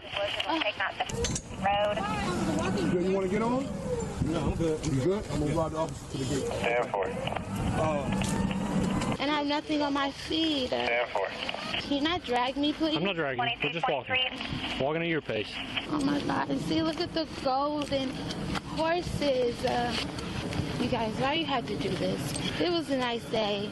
It was a nice day. Get photo shoot, take good pictures. And that guy, he didn't want me to be cute. He didn't want me to be great. Well, I think Rick would have granted you access if he knew you. I'm his wife. He knows me. Okay, this is where I stay. If you were his wife, I'm pretty sure he wouldn't be doing this to you. Trust me, he didn't do this. That guy was stopping me. That guy did this. Rick Ross did not do this. Okay, well, if you were his wife... Rick Ross got me an Uber to my house. Got me here. Well, if you were his wife, then I'm sure that security guard would not have a job after today. Oh, he's not. Watch. Okay. Oh, my gosh. Please don't pull me. Just let me walk sexy. I'm not pulling you. Let me walk sexy. What is she on? Try it. Can y'all tell me what drug is it? 4983. Oh, God. That is Nah, that's all. That's not Rick. Let me walk That sexy. is Rick Ross. Nah, you got a bunch of people to work here. That is my husband. All right, let's stop right here. Come over to this side. Y'all need to go talk to Rick Ross. We just talked to him. No, you did not. Y'all need to go talk to him. Where we going? Up the hill. Take a seat. Talk to Rick Ross. Hey. Ow! Yeah, going backwards. Okay. Hey, Warnie, come over here and... But you ain't over there. I'm gonna send this that buckle. nigga said Ross put some in her drink. She didn't even know it. That's funny. That's funny as fuck. She didn't even know this nigga, bro. Ain't no way. Ain't no way, man. She over talking about, oh, look at the golden horses. She on some, she ain't on, that's not Molly. That's something else. Across. Y'all need to go talk to him because y'all not about to just take me out of here because I'm in here modeling. That's not how it works. All right, sit back. Why would you be at his house fill me out a modeling quick if you statement his saying wife? what you told her before she got on the Drugs. property, like what happened? That way we can take her, because y'all want to file charges or no? Yeah, hell yeah. Okay. Yeah, I do. All right. You need to call Rick Ross. Watch your head. Why? You want to go to jail if you do this. So he gives y'all company authority whether or not y'all want to go ahead and file charges for like criminal trespass? Well, no. Well, let me call him. All right, yeah. Come open the door and call Rick Ross now, because you're going to go to jail if you take me. Ma'am, just hang on. You gonna go to jail if you take me to you need to call jail. Rick Ross because this is illegal for you to take a model out of Rick Ross' house. Hold and listen to me. He's making a phone call now. All right, let us figure it out This before is we go illegal. anywhere. It's not even. Yes, it is. What's up? Now they're not sure if they even have legal, if they even have the authority. They're not even sure if they have the authority to want to prosecute. So he's making a phone call now to see if that's what they want to do. They just talked to Rick, right? Because the other guy just said that he didn't want to prosecute. My question is, did they tell her to leave? He said he did. Then she's trespassing. They can fight that in court. Yeah, we got a Cash Chat super chat. It didn't come through on the YouTube, but it came through on the Cash App. You know what I'm saying? Let me see who it's from. I had to interrupt the stream real quick because I did get a Cash Chat. Nah, for real, came from my boy CJ. CJ, I'm out here in H-Town, man. Fuck with me. Yeah, he sent me $5, man. Thank you, gang. I appreciate you, bro. I appreciate you. You've been a real one since I met you. So thank you for fucking with me and, you know, sending me that $5, bro. It's going to go a long way. Thank you, my brother. Now, let's get back to this crackhead. Trust and believe it ain't going to no drugs. The drugs that this bitch on. Trust and believe. Okay. Because they told her to leave this morning at 9:30. Right, and that's what his boss told me too. I'm sure the same guy you spoke to. Excuse me, sir. You can't just take me out of here because I'm in here modeling. That's not how it works. I'm a model. Open the door. You taking a model out of Rick Ross' house. You need to open the door and let me out. Open the door. It's illegal. You're going to go to jail. All right, that's all right. You're wanted anyways. Damn, and she got a warrant. Hey, it's that weird one again. It's that failure to appear for fingerprints. They ain't gonna. Yeah, they ain't gonna take her. I mean, we're gonna take her for the criminal trespass. She was told not to. She trespassed. Yep. Well, I mean, Rick's. I guess he said he's gonna be here in just a minute. Might have him fill this statement out there for me. Thank you, sir. The video shoot. With the video shoot. Oh shit! So look, she might have been on to something had she came a little later, cause they saying they letting people in the gate for a video shoot. Oh, this bitch a bird. This bitch a bird. You're going to jail if you leave with me. You're going to... What's your Ross address? actually cracked This that? is where I stay. This is where I live. And you need to call Rick Ross. That owner? No. Okay. He's with the video shoot. Okay. We're up here at Rick Ross. He had another lady claiming to be his wife jumping over the fence and stuff. He jumped in the swimming pool. Yeah. Well, now they're saying they don't want to press charges, so I told Warnie, I said, well, they called us here. They told her to leave. She didn't leave. She jumped the fence and jumped in the pool. She's going to jail. They can deal with that in court. Rick Ross is about to be here. Rick's the one that said arrest her. Well, the security guard through Rick through the security guard. He's about to be here, so we're waiting on him to get here. Just for future, for a quicker response, I know obviously y'all don't want to tell us gate code. Is there a way that we can get in? I saw you pressing the button there. She keeps telling me I'm going to jail if I don't let her out. So he does not want her here, and he's giving y'all authorization as far as like criminal trespass and stuff like that? Yeah. You can do, criminal trespass around the intent to prosecute with it. Yeah, well, it's just criminal trespass because she unlawfully entered the property. Because he said that he told her that she can't be here. Yeah. And then she actually, after he said that she couldn't be here, then she just, that's when she started running. Right there. Yes. Y'all do want to prosecute? No. Y'all don't want to prosecute? Just take out the property. So he doesn't want to prosecute. Damn, so she's not even going to jail for this? Okay, so the problem is that we can make her walk up there, she can walk right back. At the end of the day, most we can do is get her a ride, but she's going to be right back. Yeah. All right, so if y'all aren't going to prosecute, I really don't need that. No, well, I'll go ahead and do it then. Because I don't want her coming back. She keeps, this is a fourth time, third time today. Yeah. Okay. And all that's going to happen is we take her, as far as we can take her right here to county line. Right, she got an Uber here this time. Yep. She didn't come here. She walked here. I did. Well, I guess she said she got an Uber here. Well, I don't know. Yeah, Someone said that she got dropped. She got a warrant already, but it's for failure to appear. So like they can take her to jail on that warrant, but what they saying is if they don't trespass her and press charges on trespass, she can come back without there being any consequence other than another threat for criminal trespass. So essentially, they gotta prosecute her and take her to jail for the trespass. Otherwise, this bitch gonna come back. She been there 3 times today. Off in a car. Twice. No. Was that earlier? Earlier. Okay. Yeah. And then this time she was just walking. Yeah, this time she was walking. I don't know how she walked this time. This is not how you treat Rick Ross' wife. This is illegal action. You're taking a model out of a beautiful, nice home. And I'm pregnant with his children. You're going to jail. I'm pregnant. You know I'm pregnant with Rick Ross' kids, and you know I'm Rick Ross' wife, and this is illegal. You're going to go to jail for trying to take Rick Ross' wife to jail. You're going to go to jail. Somebody help me! Sir, you need to let me out of this car. Because if you don't let me out of this car... We're less than 5 minutes away and I'll let you out. Car, Rick Ross.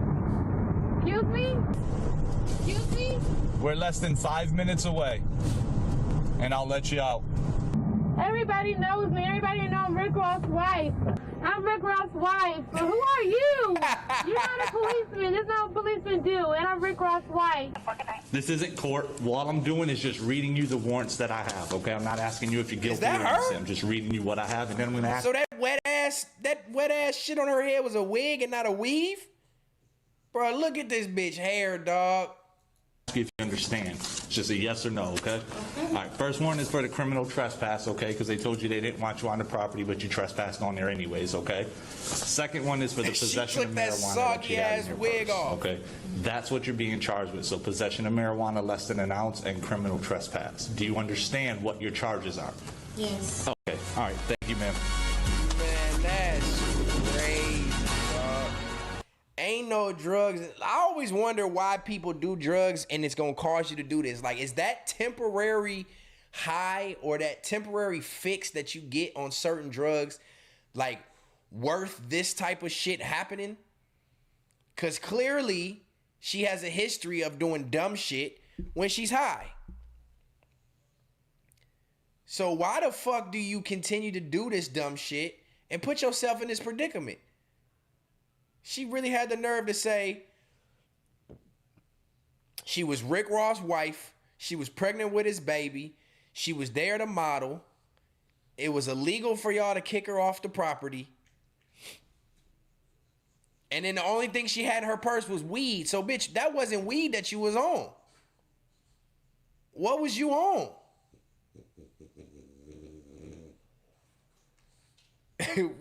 What was on it? She was on the bowl. She was on something.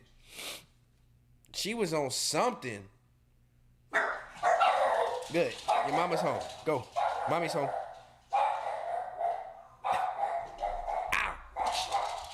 Ouch.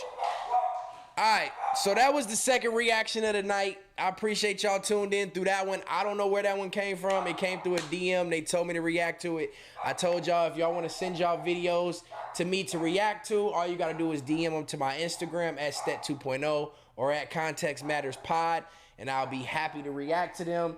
I don't screen the videos first, as y'all can see. I want these to be raw, uncut reactions. So this is what you get, man. This is what you get when you get raw, uncut reactions. They gonna be what they gonna be. We got crackheads, we got serial killers, we got mafia members, all the whole shebang.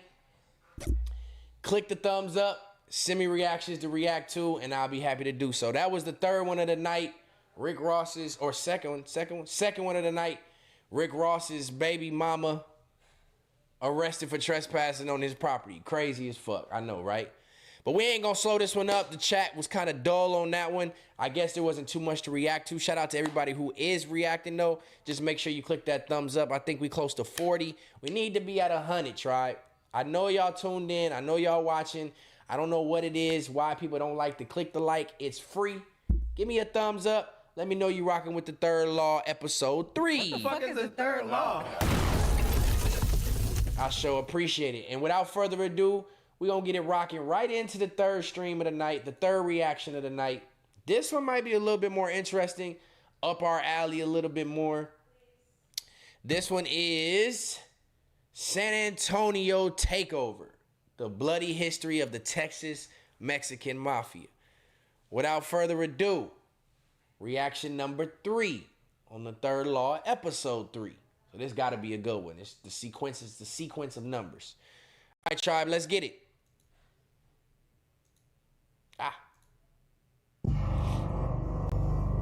On the night of May 4th, 2014, a San Antonio, Texas resident named Joey Maldonado decided to pay his friend, Julian Pesina, a visit. Pesina was employed as a police officer for Balcones Heights, a small enclave inside San Antonio. Julian Pesina was a patrol cop in the otherwise tiny police force, but he had a somewhat unusual side job for a peace officer in Texas. Pesina we got somebody from San Antonio in the chat. I know you said shout out to my trash ass city 210, baby. It's crazy. You called you put it in the chat that you from there. You shouted it out. You called it trash at the same time, and you got 210 in your name, so you rep it hard. But yeah, San Antonio, I heard, is really gritty and really crazy. Shout out to you for shouting out your city, man. Rep your city regardless. This man said, and your name is Death Grip? That's crazy. Shout out to Death Grip for chiming in the chat. We got something about your trash ass city, San Antonio. I didn't say it, you did. You know what I'm saying? So, Balcones Heights cops are bitches. They're hungry as fuck. Damn, okay, so you know about it. You can test it. You got a testimony to this. Oh, Thaw Guy. Why you got your old name in this bitch? I remember you, my nigga. Okay. Thaw Guy, what's up, my boy? Hey, Texas is wild as fuck. We gonna see what this one got to do. This has to do with the Mexican Mafia, crooked police officers. This one gonna be good, man. Give me your feedback about Balcones Heights and all that. We gonna get it going. Tattoo shop, Notorious Inc., and would spend many of his days off there, not just as the owner, but with a tattoo gun in hand, personally inking up clients. This day had been no different, and around 9:45 p.m., Pesina was ready to shutter the doors and call it a night. His friend noticed that something was off about him. Pesina mentioned having recently seen his daughter, which should have been good news, as he'd had ongoing problems with her mother after they had split.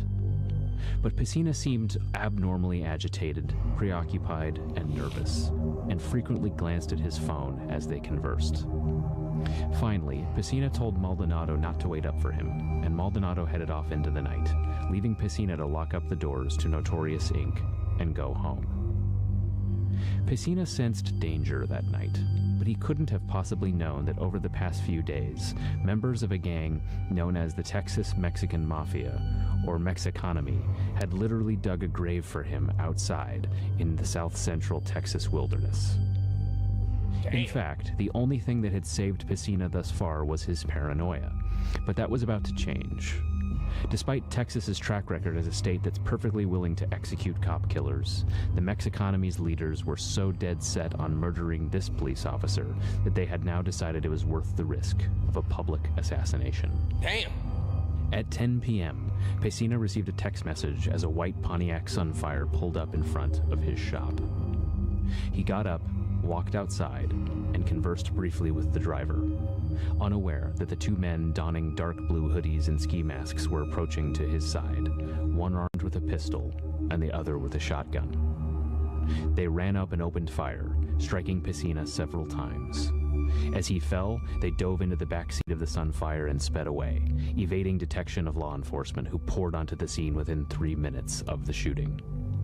So he had to know who was in this. It's a setup, obviously. When the white Pontiac pulled up, he came outside and was talking to the car, and two guys, armed, one with a pistol and one with a shotgun, came around the side of the building, shot him. They hopped in the Pontiac and pulled off. So obviously we know it's a setup of some sort, and he knew the person. Off the crime scene, Piscina's killers were working to cover their tracks, hiding the vehicle, destroying the murder weapons, and laying low around San Antonio. The initial investigation turned up few clues. There were no eyewitnesses of any value, and Maldonado had no idea who Piscina was supposed to meet that night. But what no one knew, not Piscina, not his killers, and not even the Balcones Heights homicide investigators who showed up to the scene that day, was that the FBI had captured the entire murder on video. Damn, please show Just a few days prior, an FBI agent disguised as an electrician had climbed a pole near Notorious Inc. and installed a hidden camera pointed directly at Piscina's shop. For you see, Julian Piscina was not merely a police officer who happened to own a tattoo parlor. He was a man of many secrets, and he lived a double life.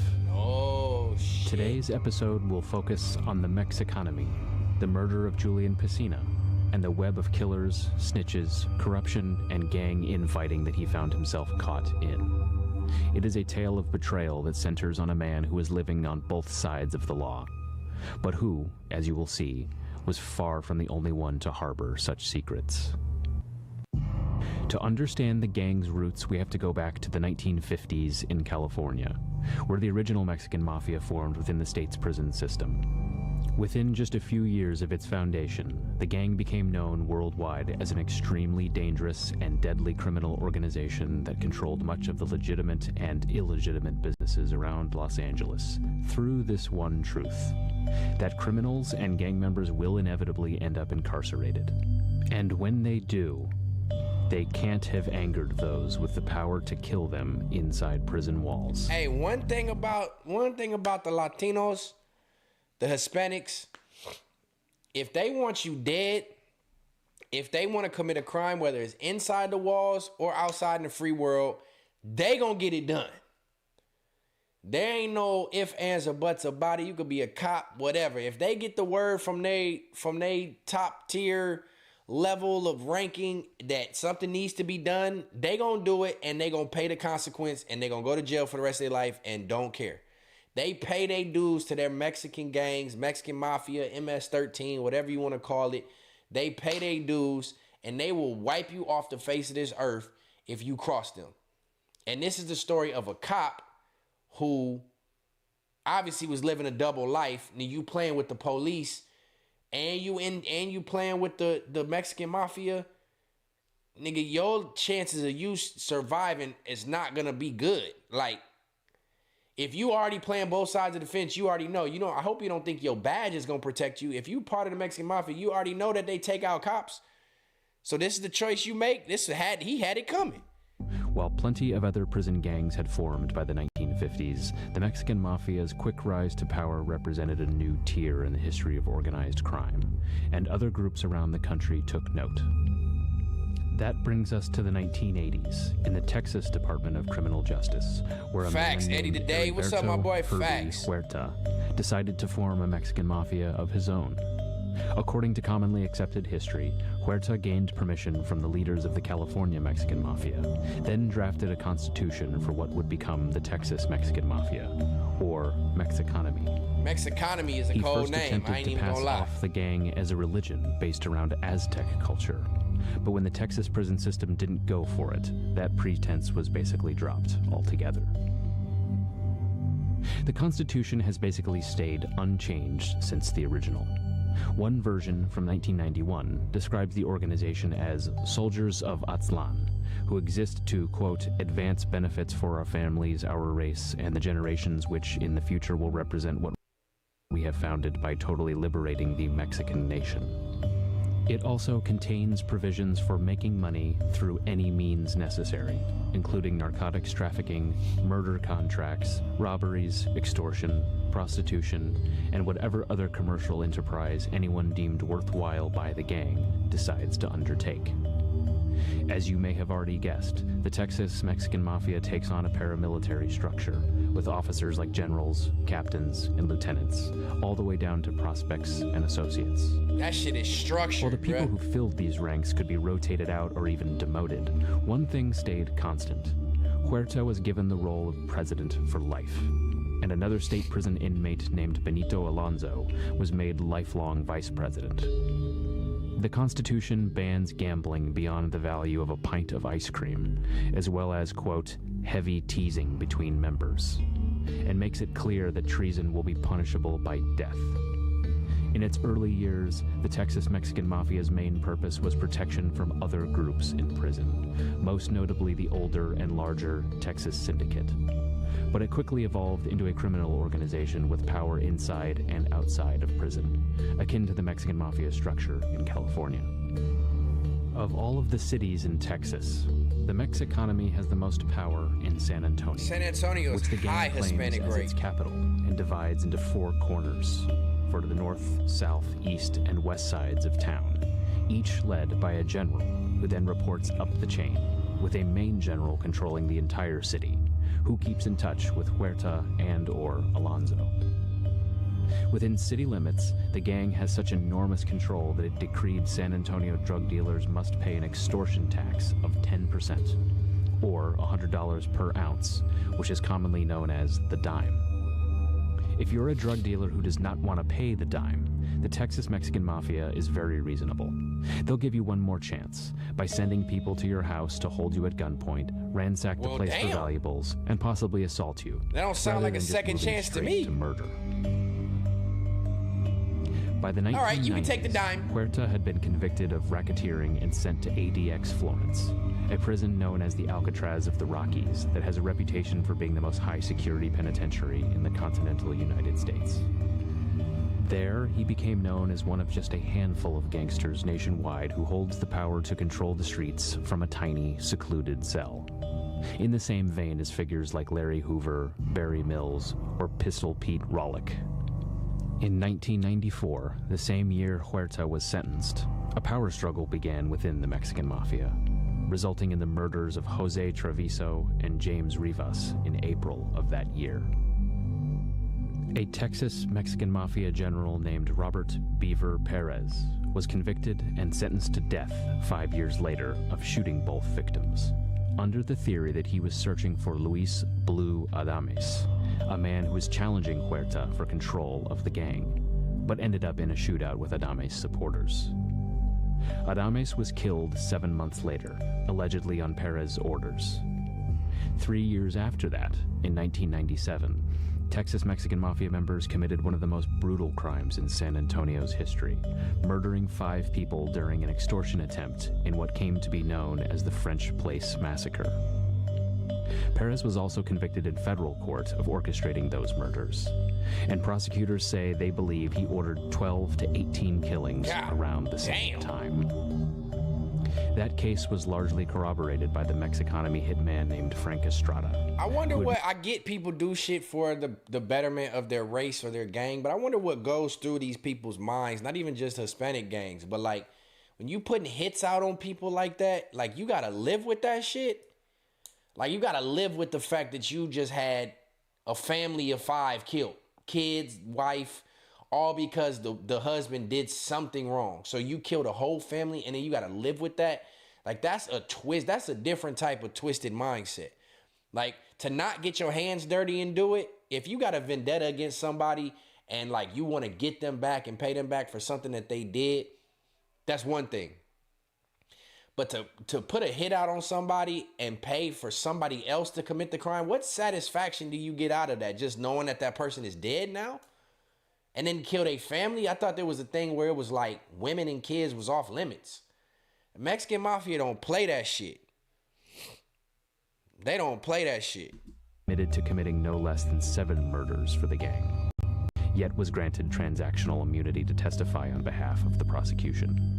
This would be far from the only time the Fed showed their willingness to make deals with admitted murderers in order to prosecute the Texas Mexican Mafia. As for Perez, he was executed in 2007. For the sake of convenience, the Texas Mexican Mafia's middle management is split between prison and the streets.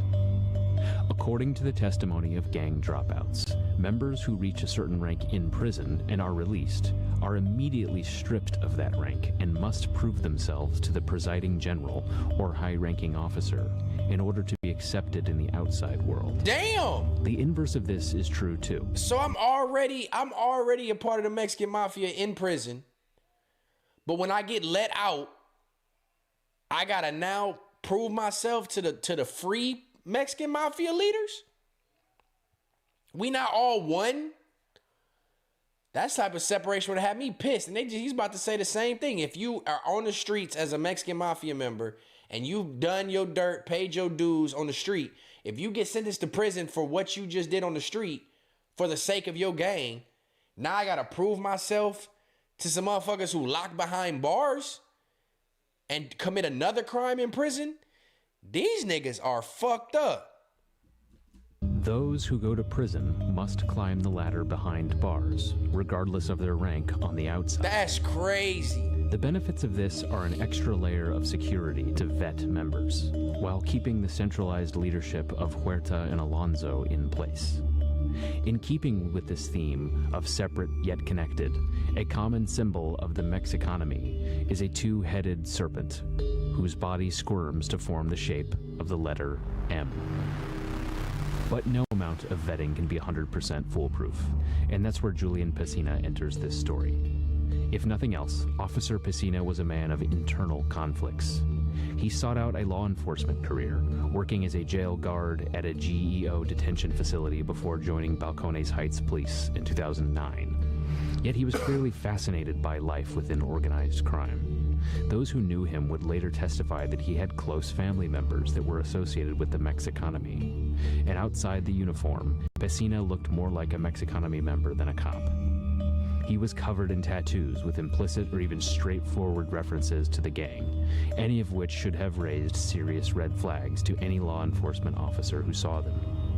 On his Facebook page, he was friends with both officers and gang-affiliated people. But that was far from the worst of it. It turned out that Officer Julian Pesina didn't just earn a living by patrolling the streets and tattooing.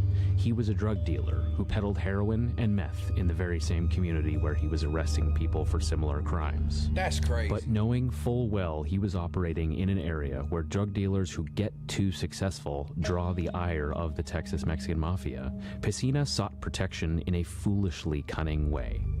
In early 2014, Pesina checked in with a Northside San Antonio Mexiconomy member named George Munchies Castillo, explaining that he'd been made a member of the gang long ago, but had been out of the loop for the past 6 years. So how, as a police force, I don't know what your police force is like out there, Thought God.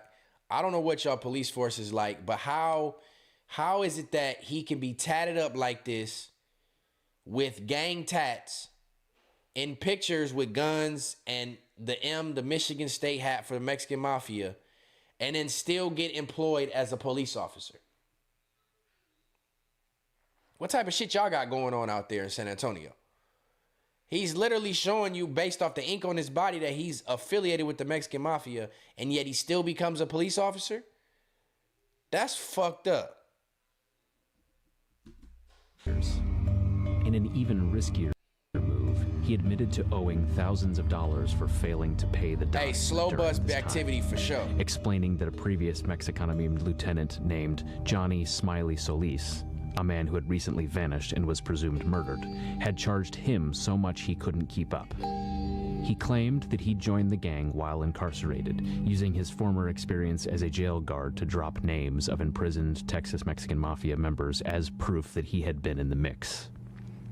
The gang temporarily took him at his word, but deliberately kept him out of the loop while they worked to verify his claims.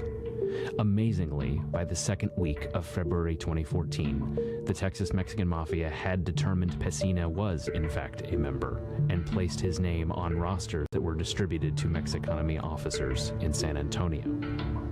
It was a roster that included many names, and was constantly changing as members got promoted and demoted with time.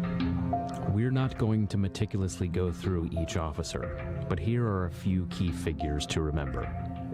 There was Ruben Menes Reyes, the Northside lieutenant who entered that position in January 2014, after Johnny Solis vanished.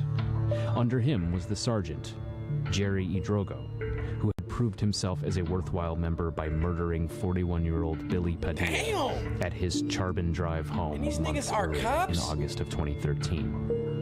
Idrogo had scoped out the place, followed Padilla into the home, and shot him execution style with a pistol in front of Padilla's elementary school-aged son. Idrogo had been given a time limit to commit the murder and let it lapse, but still gained entry into the gang after its completion. In February 2014, after Pesina had been cleared as a Mexiconomy member, it was Idrogo who started taking Pesina with him to collect dime payments around the north side. Pesina's role would be the muscle. He was essentially a driver and backup security for Idrogo in the case someone resisted making their payment. As Idrogo's helper, Pesina was not allowed to have a phone during dime collection.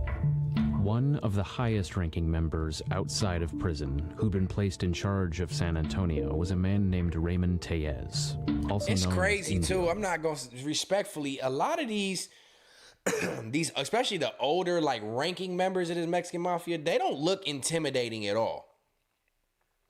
Like, you know, sometimes you'll see certain gang members who give off an intimidating appeal or look, or like just look like they've been through the ringer of street shit. Some of these niggas look like blue collar, Home Depot, go pick up your tools, get your equipment, you know, working regular jobs, like the type of Hispanics that you see every single day. They don't ever give you the vibe, like regular neighborhood, like he look like he got a regular neighborhood. One of your neighbors that live down the street got kids that play outside. Like, a lot of these niggas in this Mexican Mafia shit, you wouldn't even know. If they wasn't tatted up, they could pass as regular ass people. But if you cross these niggas the wrong way, off with your head. His mustache is intimidating. Hey, Steve, what's up, my boy? Who was perfectly willing to call hits, firebomb houses of those who failed to pay the dime. Cristiano, raked in hundreds what's of up, thousands man? of dollars in illegitimate income every Make sure y'all click that like if you just tuning in, But please. Tellez had a Like secret Seven no one says, in make the sure gang y'all hit that knew. like. Let's get it up to In 100. October 2012, when he was still a lieutenant, he had been pulled over by police and caught with enough drugs to justify a lengthy prison term. Because of this, he'd brokered a deal with authorities and offered to work for the San Antonio Police Department in order to be allowed to stay on the streets. Tellez's work as an informant produced results, including the arrests of 22 people involved in a heroin, methamphetamine, and money laundering conspiracy. Damn, he turned all while snitch. No Tellez way. remained in good standing with the gang. As a matter of fact, with the full encouragement of police, Tellez was promoted to General of San Antonio for the Texas Mexican Mafia, which seemingly made him the perfect police informant. Damn. There was just one small catch. Raymond Tellez was still operating as a full-fledged gang member. He was still selling drugs and carrying guns as a felon, which authorities may have been able to wrap their heads around for a while. But he was also still murdering people. After the jig was up and he was busted for drugs and firearm possession in May 2013, Tellez admitted to participating in 2 murders that occurred after he'd become an informant. Both committed while police were encouraging him to rise the ranks of a gang where killings were the best. Dog, y'all got a corrupt-ass police force in San Antonio, bro. They pulled, this man was a cop.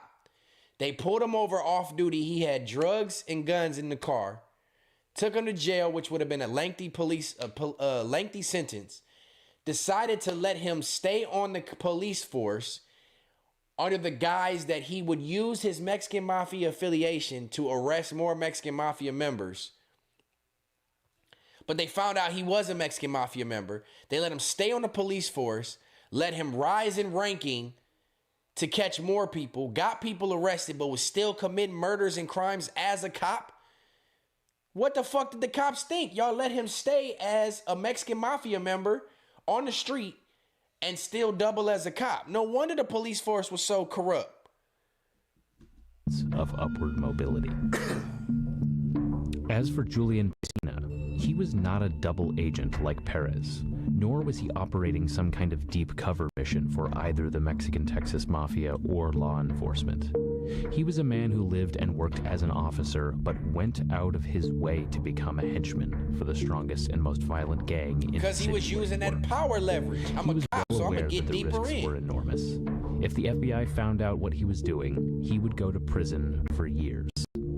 If the Texas Mexican Mafia found out, they would try to kill him. He was playing a cold game. And as it turned out, by April 2014, both the FBI and the Texas Mexican Mafia had discovered Piscina's secret. And while neither group knew it at the time, they were in a race to see who would deal with him first. That's crazy, dog. This nigga was so not good at what he was doing, excuse me, that he was under investigation by the FBI for being a crooked police officer affiliated with the Mexican Mafia. And he was under investigation by the Mexican Mafia as being a police officer who was getting people arrested and shit. Do you want to use all of it? No, just half. To leave some in the bowl? Yeah. Okay. I'm sorry, tribe. Miss Moneybags just distracted the fuck out of me. I don't even know what the hell I was just saying. Good lordy wowdy. She lucky we got some more reaction streams to do, because god damn. I didn't know. I don't even remember what I was saying. What the fuck?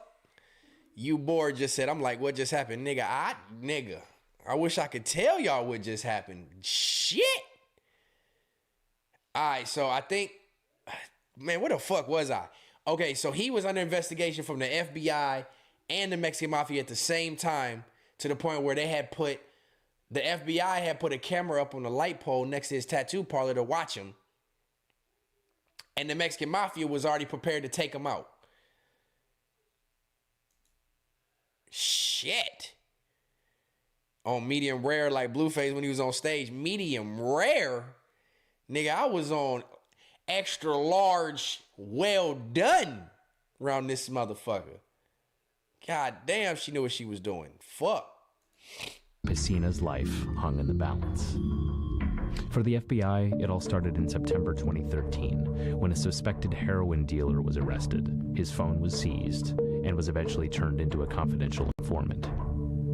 Among his phone contacts was a Julian who had been texting the informant about drug transactions in a not-so-subtle language, as well as texts with known Texas Mexican Mafia members.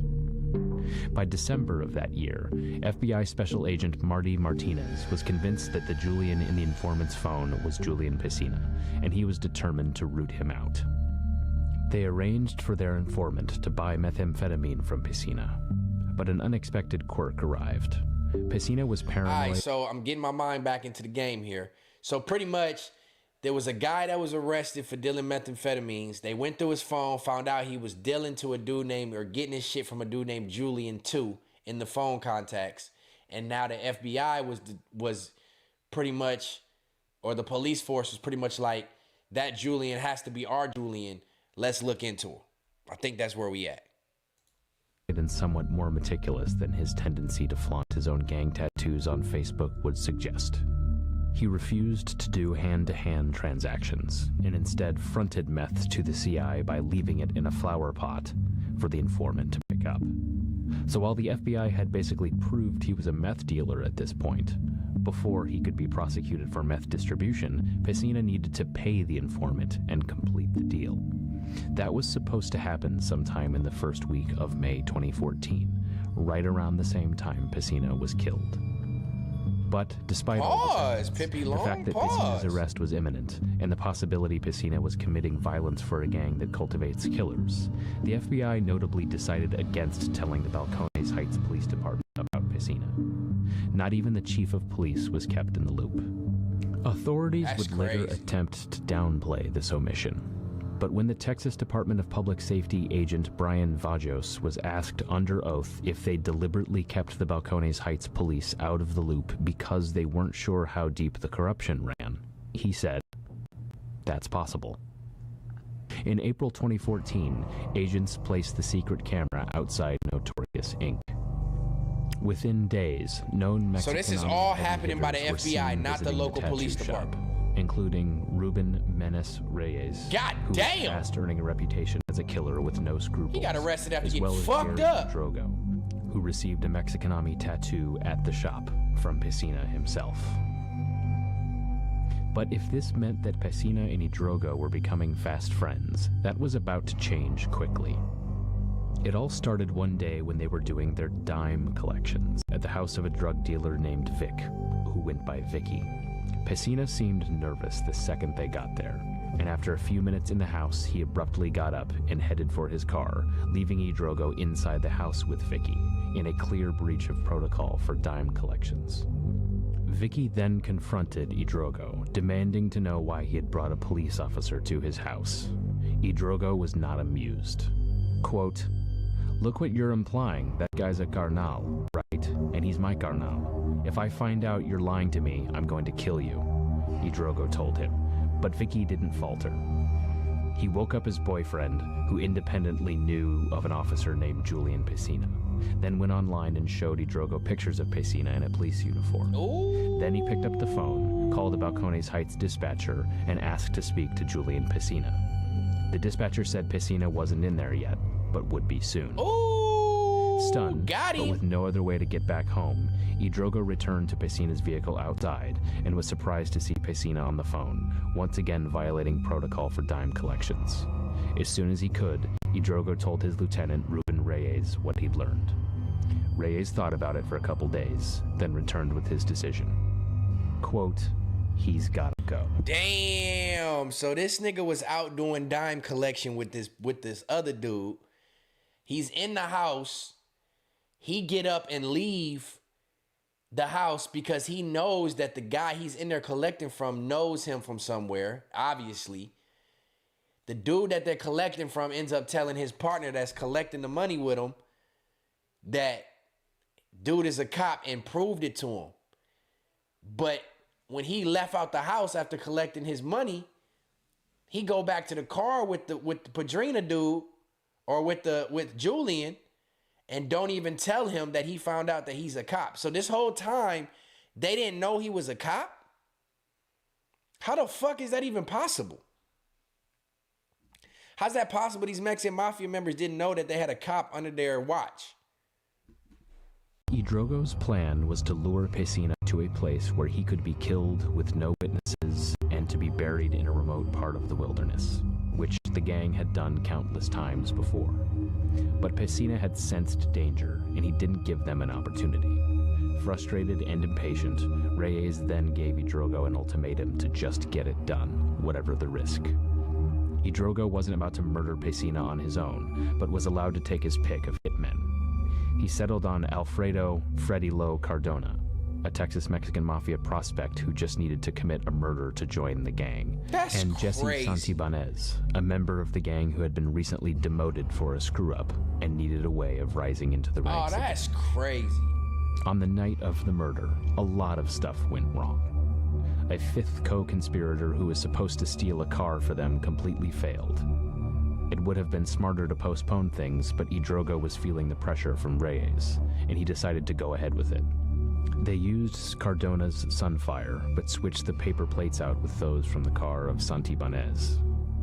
Cardona grabbed a 9mm pistol, while Santibanez wielded a shotgun. Idrogo drove and dropped them off around the corner from Notorious Inc., then instructed them simply to shoot Pesina when he exited the shop, and to hop into the vehicle. It didn't quite go so smoothly. Idrogo pulled up and texted Pesina as planned, but the gunmen were nowhere in sight. As he approached the car, Pesina, armed with a pistol, sensed something was wrong and began to question Idrogo with an ire of suspicion. Idrogo told Pesina he was tired and just wanted to collect Pesina's dime payment and go home, all while wondering where the hell Cardona and Santibanez were. After a few moments, Idrogo took his foot slightly off the brake of the Sunfire, and when the brake light flickered, the gunman came bursting out, firing multiple rounds at Pesina. He was struck 3 times, any one of which could have been fatal on its own. Afterwards, they gave the guns to Reyes for destruction and were told to lay low. Idrogo, concerned by both the prospect of being arrested and of being murdered as the gang tried to cover its tracks, fled to a relative's in Ohio. But the FBI poll camera had already given authorities the evidence they needed to track down Cardona as a suspect. He was the first of 3 to be arrested. Idrogo's turn came when authorities raided his mother's house in San Antonio. How does that work, Try? Like, what is the point? I don't have no gang affiliations to know. How is it that a gang can say you have to commit a murder to join the gang, but if you get caught, you never get to join the gang? You go straight to jail. So, like, what is the point as a person trying to join a gang or a family? Why would you take the risk of losing your life completely and getting caught? I could see if they was like, you got to commit a robbery, or you got to get jumped in, or you got to do something, a murder. So if it goes wrong and you don't commit the murder right and you don't get away with it, you never join the gang, and then you go to jail as a gang reject. So what is the purpose of that being your initiation? I've never understood gang lifestyle. It's intriguing from the outside, but the shit that has to happen is pure idiocracies. Like, that shit is dumb as fuck. You got to earn your stripes. You can't earn your stripes no other way. I can't stand up a gas station. I can't, like, rob another gang member and bring the money back to the to the hood. Like, I got to kill somebody. So if I kill somebody and I don't get away with it, then I did all that for no reason. I did it to join the gang and I get killed. I mean, I get caught killing somebody and now I don't get to join the gang. Now I got to go to jail and then re-earn my stripes in jail with the Mexican Mafia after just killing a nigga for the Mexican. Man, this shit don't make no sense, dog. The phone with the detective and promised to turn himself in. He was extradited from Ohio to Texas and had decided his time as a gang member was over. He made a deal with federal prosecutors, admitting to both Billy Padilla and Julian Pesina's murders, and agreed to testify against Santibanez and Cardona. Oh, now he turned rat. So the nigga who helped set up the murder fled to Ohio, gets caught, and now he's a rat. So you gonna be a Mexican Mafia member on the street, kill somebody for the Mexican Mafia just to go to jail as a Mexican Mafia member, and then now be labeled as a rat? Man, what the fuck is the point? I've never understood how if you go to jail for a murder and you cooperate, it's not like you're not gonna get life in prison. So why do you want to make your life in prison even more difficult as labeled as a rat? You commit a murder, you get caught, you go to prison. You're a gang member. You have gang tattoos. The streets know that you're a gang member that committed this murder, and now you're coming to prison. Wouldn't you want to fit in with your fellow gang members for protection so that you have somewhat of an okay life while you're in prison and not be labeled as a rat? Now you go rat and tail. For what reason? Now your life in prison is going to suck because you're a Mexican Mafia rat as a Mexican Mafia member. Boy, I don't never understand the logic behind these shits. Hey, shout out to Cristiano Carranza. My boy sent me that $2 on that super chat. I appreciate you. That's one of the 5 I wanted for the night. I appreciate you, bro. He sent a quote. He said, I've been on the yard with the Mexican Mafia, quote unquote, Mac Dre. Look, that's one gang I would never want to play with, but I just don't understand the logic behind some of their behaviors. It don't make sense to me. Ain't no amount of friendship worth or family or nothing worth giving up my freedom, bro. Ain't nothing. Their trial in 2017, he said that Padilla's murder still haunts him. Raymond Tellez also offered up his testimony as a part of a deal where he admitted murdering 4 people, 2 of whom were killed after he became a government informant. One of them, Jose Figueroa. And then that nigga, he needed to, this is what I'm just talking about. That nigga right there, pictured right here, he had to commit a murder to be accepted into the Mexican Mafia. You commit a murder and you go straight to jail. So you did this at 50 years old to join the Mexican Mafia, to not even be able to join the Mexican Mafia. And then according to what they say, whatever you do on the street doesn't matter when you get in jail with the Mexican Mafia members in jail. Now you got to reprove yourself to them niggas in there. So now I got to stab somebody in prison? Nigga, fuck you niggas. I'm not doing this shit. Come on, man. Oh yeah, I did get 2, Logo Secret. You sure right. One of them, Jose Figueroa, was strangled with an Xbox cord and stabbed to death at a gang meeting with dozens of members present. The 3 others, Jose Bravo, Adam Trevino, and Vincent Chacon, were fatally shot for owing money to generals or falling behind on dime payments.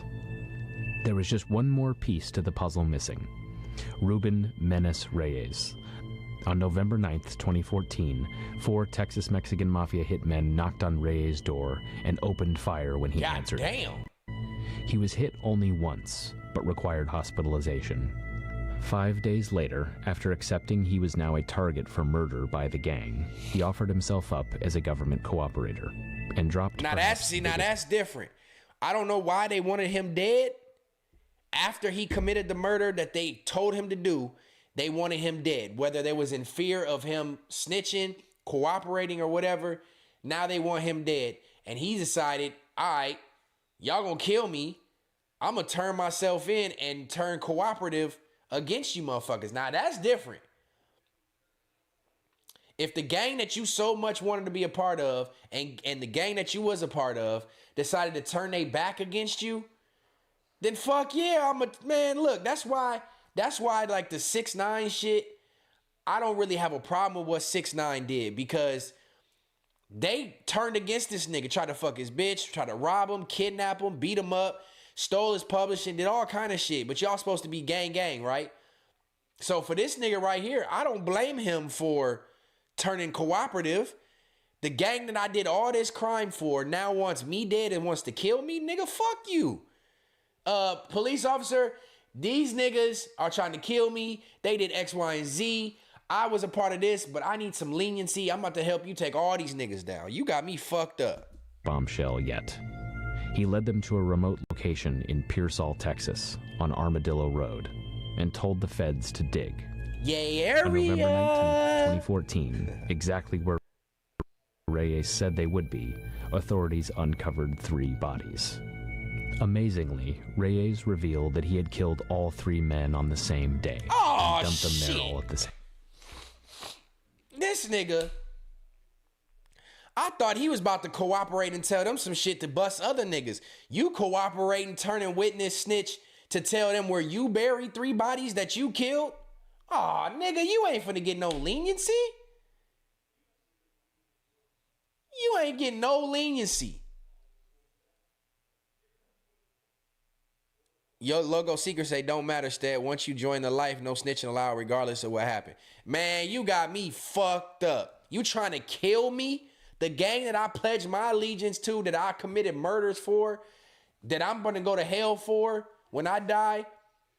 You mean to tell me that my allegiance still has to be to you after y'all decide to take me out? Man, that's why I ain't never joined no gang. That shit is stupid, low-life behavior, dog. Ain't no fucking way.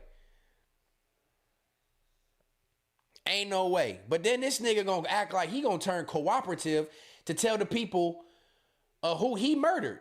Nigga, you not getting out. What are you cooperating for? Then you gonna be in jail as a snitch, a Mexican Mafia dropout snitch. You gonna have to be in PC, and then somebody still gonna get to you. Dummies. One of them was Johnny Smiley Solis, the man Reyes replaced as the Northside lieutenant, and the man whose death Pesina had used to his advantage in order to gain footing in the Texas-Mexican Mafia. Reyes said that in December 2013, he'd been ordered to kill Smiley, as well as Texas-Mexican Mafia General Carlos Worm Chapa and Captain Mark Anthony Bernal, aka Lefty, for mishandling $60,000 in Mexiconomy funds and for other questionable leadership decisions. Damn, now you gotta get killed. In fact, the Texas Department of Public Safety had learned Bernal's life might be at risk and attempted to warn him, but he apparently brushed them off. Damn! Reyes would later plead guilty to the 3 murders plus Pesina's and be sentenced to multiple life sentences. Then why you cooperate? In 2017, Santibanez and Cardona were convicted by a Texas jury that deliberated for just a couple hours before returning guilty verdicts on racketeering and murder charges.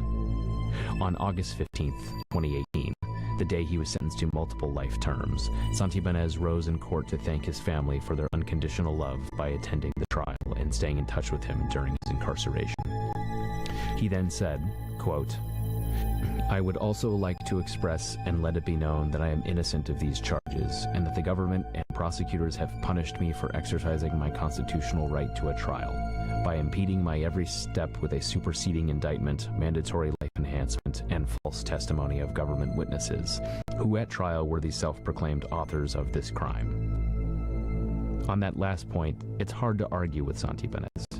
While Reyes did receive a life term, Tellez and Hidrogo both received 20-year prison terms, despite admitting participation in multiple murders each. Damn. For Tellez, though, testifying against the Texas-Mexican Mafia nearly became a death sentence. While incarcerated at a GEO facility awaiting trial, he was stabbed by 2 gang members who had learned that he was a cooperator. That's what I'm saying. You did all this to join the gang.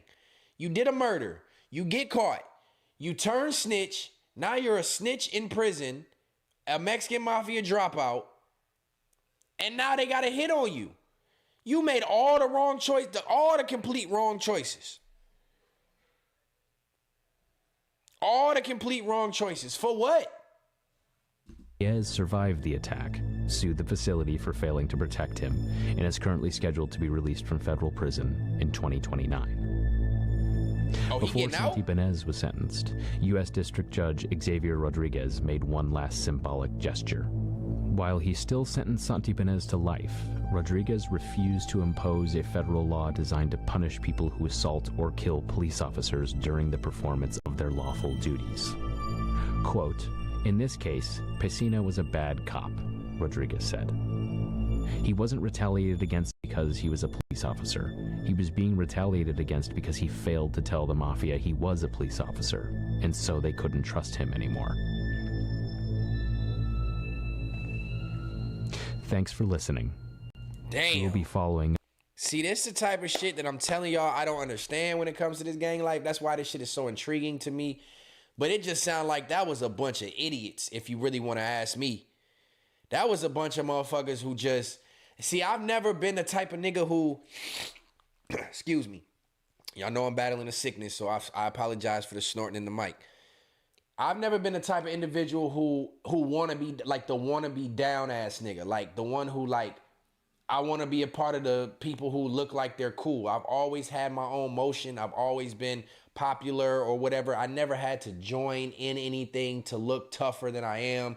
I was always a self-thinker, black sheep, wanted to stand out on my own. So I'll never understand the logic of people who want to join gangs for the sake of like acceptance or to look a certain way. Now, I get the family, the organization aspect. Like if you don't have family and that's like your family thing, but like, to me, that is just a way to throw your life away. Like you rarely see gang members who don't get shot, don't get killed, don't end up in jail, don't end up doing nothing for themselves. So to follow that life and then have to deal with the consequences if you change your mind or turn your back on it, to me is just ridiculous, bro. Like I don't get it. Salute to anybody who does or who chooses that route, but that shit ain't for me. That shit don't make no sense to me.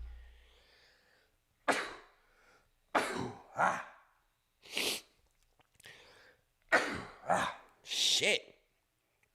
That shit whooping my ass. All right. That was that San Antonio takeover, the bloody history of the Texas Mexican Mafia.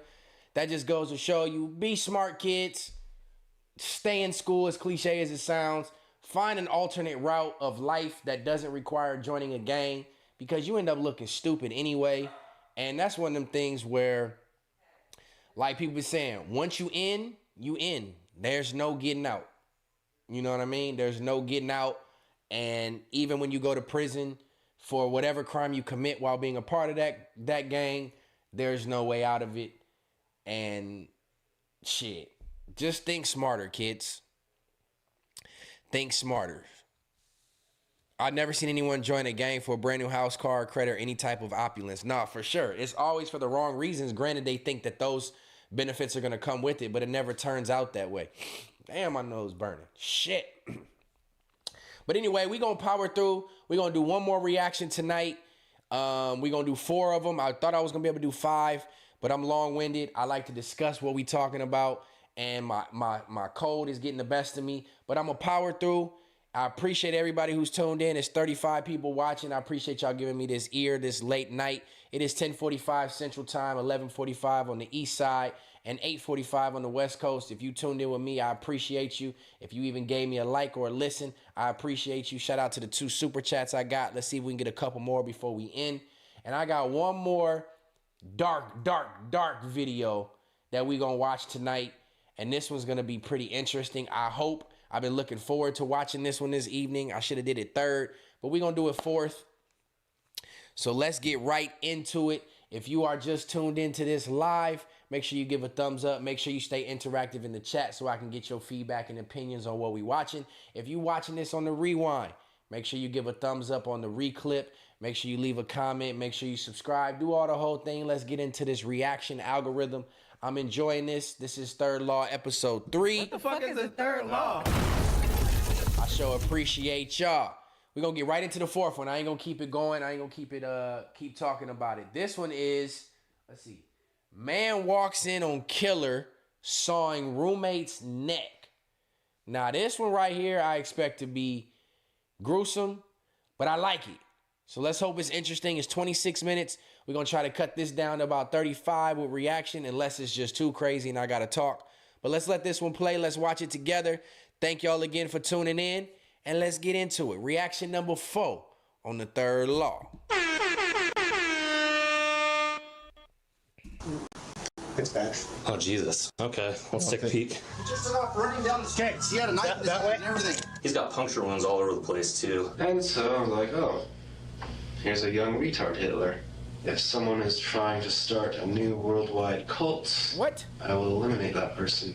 On March 10, 2020, officers with the Idaho Falls Police Department are called to a home after one of the residents witnesses a bone-chilling crime. As investigators plunge into a case brimming with appalling discoveries and a suspect on the run, they encounter a twisted tale of cultish accusations and mental disorders. However, nothing prepares them for the twisted motive they will uncover at the end of this heinous crime. On a chilly evening, 31-year-old Aaron makes an urgent 911 call when he encounters a horrifying scene. The following videos have never been seen or heard before. 911, where's your emergency? This guy named Douglas, he just killed Hans. I don't know what his name is. His last name, Hans. Aaron lives with 5 other individuals in a home dubbed the Graduate House, run by a local nonprofit that offers alternative housing options for those in need. And he just took off running down the street. Is he breathing? No, he's not. Hey, Hans is not breathing. Even though Aaron is panic-stricken, he somehow manages to gather his composure and relay vital details to the operator. He ran down towards Common Sense, towards that direction. Who's the male that stabbed him? Douglas Taylor. And you said he does have a knife? Yes, he does have a knife. He just killed him. Is he on the ground? He's on the ground. Hans is on the ground. He just cut his neck with a knife, man. Oh, let's start CPR. You're gonna put him in a walker. I don't know. He's dead. He's dead. He's blue. He's completely blue. His neck is cut. What's knife? Over here. Over here. As officers arrive and move quickly to secure the scene, they find Aaron outside while the victim is bleeding out inside on the kitchen floor. He's down here. Dispatch.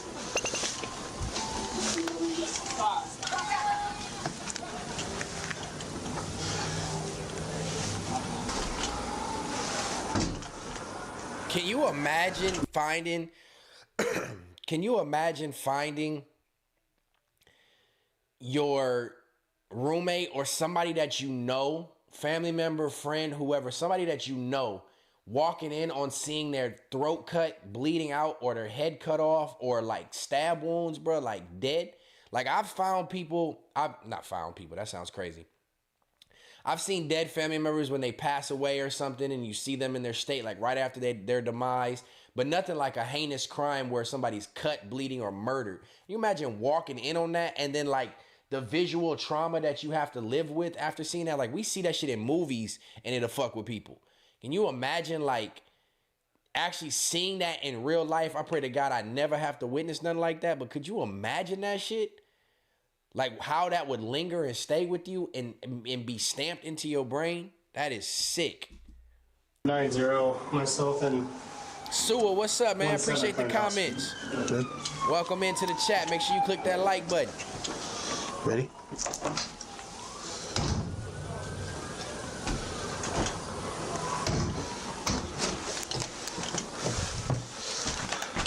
Inside the house, officers Kelly and Picard find the lifeless body of 51-year-old Herman Hans Warland lying in a pool of blood.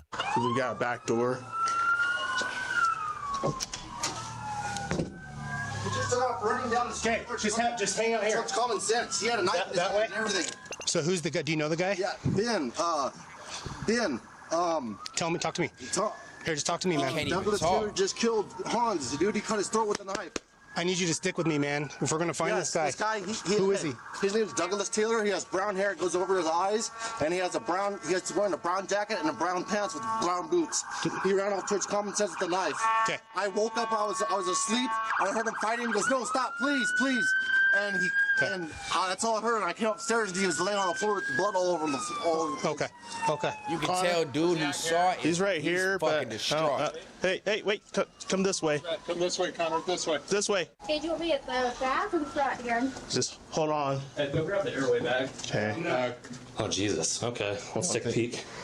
Oh Jesus is the response. Just try not to touch it. All other fire units incoming can slow down. Even though all hope appears to be lost for the victim, Hans, paramedics continue to check on him. Watch where you step, please. Okay. You step right back out then. Yep. So, he's right there. Let's just clear this real quick. And then it happened when he was downstairs. If you want to hold it forward, Karen. Looks like it's a bathroom. There's a shower curtain. I'm gonna go in. Okay, shower's behind the door, so I can't see. Clear. Back upstairs, paramedics huddle over the victim to document the injuries. Hey, Maddie. Yeah. You want to take care of the witness? We're trying to get a 4 lead here.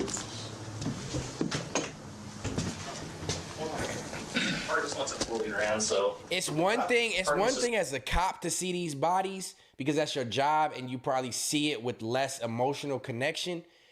But as a person who knows the person, that shit has to be traumatic as fuck, bruh. Like it's bad for cops. Cops be throwing up and like be left with PTSD from these crime scenes. But that's the job you signed up for. You didn't sign up to find your roommate slaughtered upstairs. And then the thought of that too, like you downstairs sleeping or whatever you doing, and you come upstairs, you see one roommate killing another, like damn, that shit could have been me. That shit could have been me. Like the trauma that this dude who called the police has to live with, I don't wish that on nobody. It's a 4 lead ran. Okay. So just so he's got puncture wounds all over the place too. Is he? Yeah. Okay. Oh God, please. What's up? It's working. Oh, it's working. on. Doing the whole deal? Hey, you have a work phone on you? No. Doing chest compressions, you're gonna push all the blood In out. an unexpected That man is twist, dead. Hans Warlin, the victim everyone thought was dead, Oh, has a shit. pulse. I'm As officers wrong. hurry to photograph the crime scene, paramedics act swiftly in a desperate effort to save the victim's life. Kieran, I'd start taking pictures quick, dude. Dispatch, maybe one.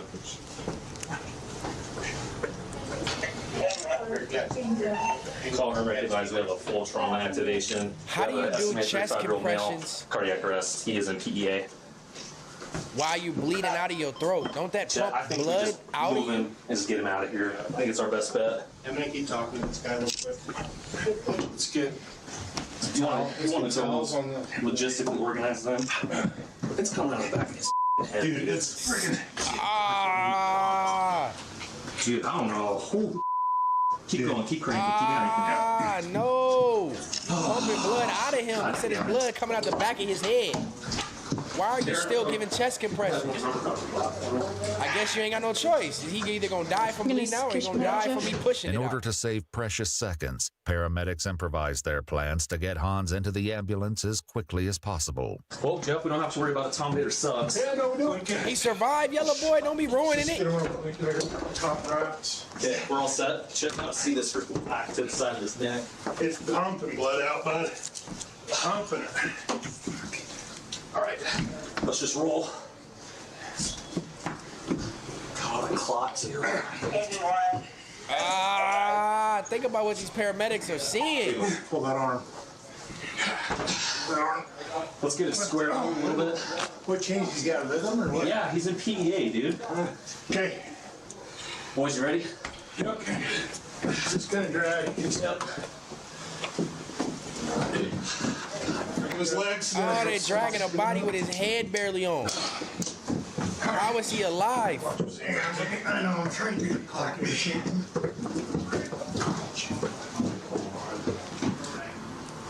He said the knife's in here, in the house somewhere. Officer Lindquist brings up a fundamental detail about the missing murder weapon, but that's not the only thing they're lacking. They still have a suspect at large, potentially causing even more death and destruction. Officers immediately turn their attention to Aaron, the 911 caller who's been standing outside talking on his cell phone this entire time. I want somebody monitoring him on audio right now. Okay, I think McCart's recording, But he left him. So this guy's making phone calls and talking and sharing information. We need to get recorded. Okay. Tape it. Hey, you got that? Tape it. Everything. Yeah. Before Aaron has a chance to talk to anyone else, Detective Albright records his statement. But the more Aaron reveals, the more uneasy the detectives become. The detective begins his questioning by asking about his roommate, Douglas Taylor, the man Aaron identified as the perpetrator on the call earlier. So, Doug, what time did he leave this morning? Like 4:30 in the morning. 4:30 in the morning. Something like that, yeah. Well, do you know where he was going? No, I don't know where he went. Does he work or anything? No, like he doesn't that? work either. He just got released out of a hospital, too. Oh, really? From what I understand. How long has Doug been living here? Only a month. Only a month? Yeah. Detectives will later uncover the deranged reason that caused Douglas to mercilessly assault a roommate, but for now, they continue speaking with Aaron. So, Doug got released a month ago or so. Yeah. And then he shows up here. How was he when he first arrived? Kind of peculiar. Just doesn't want to talk to people. Doesn't want to interact. The manager of the group home arrives on the scene and provides officers with more valuable details about their missing suspect. So is this like a group home or what is it? Yes, we own three of them. We got Andre's house, we got the lady's house, and this is our graduate house. Okay. Most of the guys here had come through. We actually allowed Douglas to come straight from Blackfoot South to come in here. He was supposed to be all right. He was attending counseling at RHS, and I was by here 3 times yesterday, and I didn't see nothing different in the kid. I talked to him and all of a sudden, and Hunch never did anything to anybody. Right. I mean, that kid was just, that's as docile as he wanted to be, man. Blackfoot South is a state hospital specializing in mental health located approximately 30 miles south of Idaho Falls. While the reasons for Douglas's treatment remain unknown, it gave an insight into his possible mental health concerns. Had he been normal kind of before that, for like the first 2 weeks he was here? No, not really. It's kind of like strange, off to himself, talks to himself. So he's been talking to himself ever since he got here? Yeah, ever since he got here. But he started laughing to himself recently. Oh, just in the last 3 days? Yeah, just in the last 3 days, yeah. Oh, he off his shit. Do you know what if you overheard what he says when he talks to himself? No, I don't listen to him. I don't listen to that. What about when he's laughing? Does he say anything specifically? No, he just mutters stuff that you can't hear. What Aaron recounts next will leave no doubt as to the manic brutality of the events. That's when I heard them scuffling or fighting upstairs, and I ran upstairs. And when I ran upstairs, that's when I seen Douglas Taylor with a knife sawing on Hans's neck. He the saw distance him between in the the top act. of the basement stairs to the side. He saw the roommate in the act. Nigga, I would have been scared as fuck. Nigga, I'm running and locking myself in some room at some point immediately. Because if you see this nigga as your roommate sawing your other roommate's neck, sawing his shit, and he look up and see you, nigga, I'm thinking he gonna think I'm next. Nigga, get the fuck out of here. I'm gone. I'm gone. Could you imagine seeing that shit, though? Oh, my God. Let's go. Height of the stabbing is less than 20 feet. The fact that Aaron witnessed the ruthless attack from such close proximity suggests that he was lucky to escape with his life. Oh, he looked at you. Yeah, he looked at me. Did he say anything? No, he didn't say anything. Was he still holding the knife? Yes. Or did he make any motions towards you or No, he anything? didn't make any motions or any threatening behavior or anything.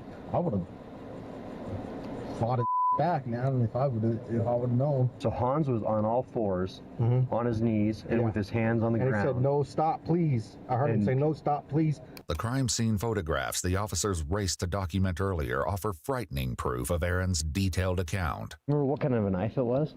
It looked like a kitchen knife. Like a kitchen knife? I'm not sure, but they found that there's a red knife laying on the floor in there in the living room. That might be the knife. I'm not sure.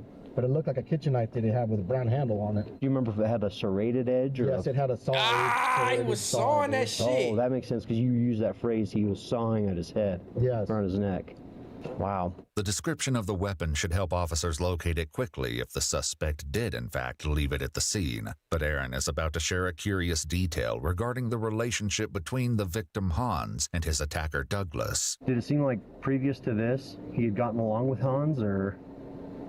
Yeah, they would sit in the kitchen for hours and then end sometimes. Oh, really? Yeah. So is it fair to say that Doug, I mean... Why you gone, Stet? Where the pew-pews at? Nigga, in that moment of, like, sheer surprise and fear, I don't know, I'm running in a room with one of the pew-pews.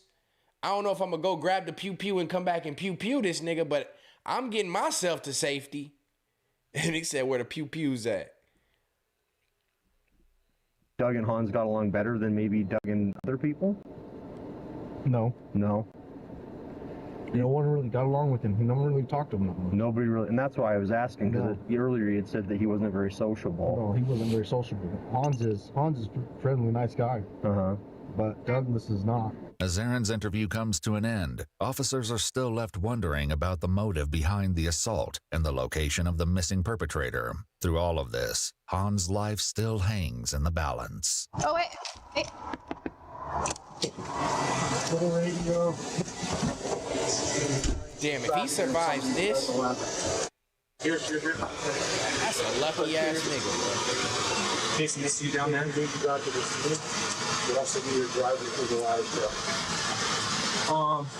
When we get that top off, let's work on vascular access.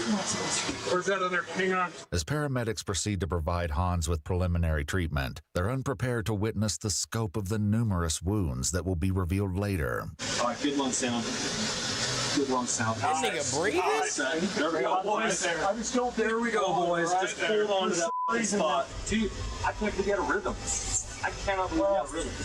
It just happened, dude. It's hard for real. Is the bagging still going okay? Yeah, outstanding. Yeah. Man, them paramedics are about to save Everyone's this dude. slow and methodical on the way in, okay? Cut that off. Yep. You're shut down. Everyone's slow and easy on the way out. With the suspect at large and a grievously injured victim, it seems that the dispatch staff has only added more pressure on the officers. He coded, right?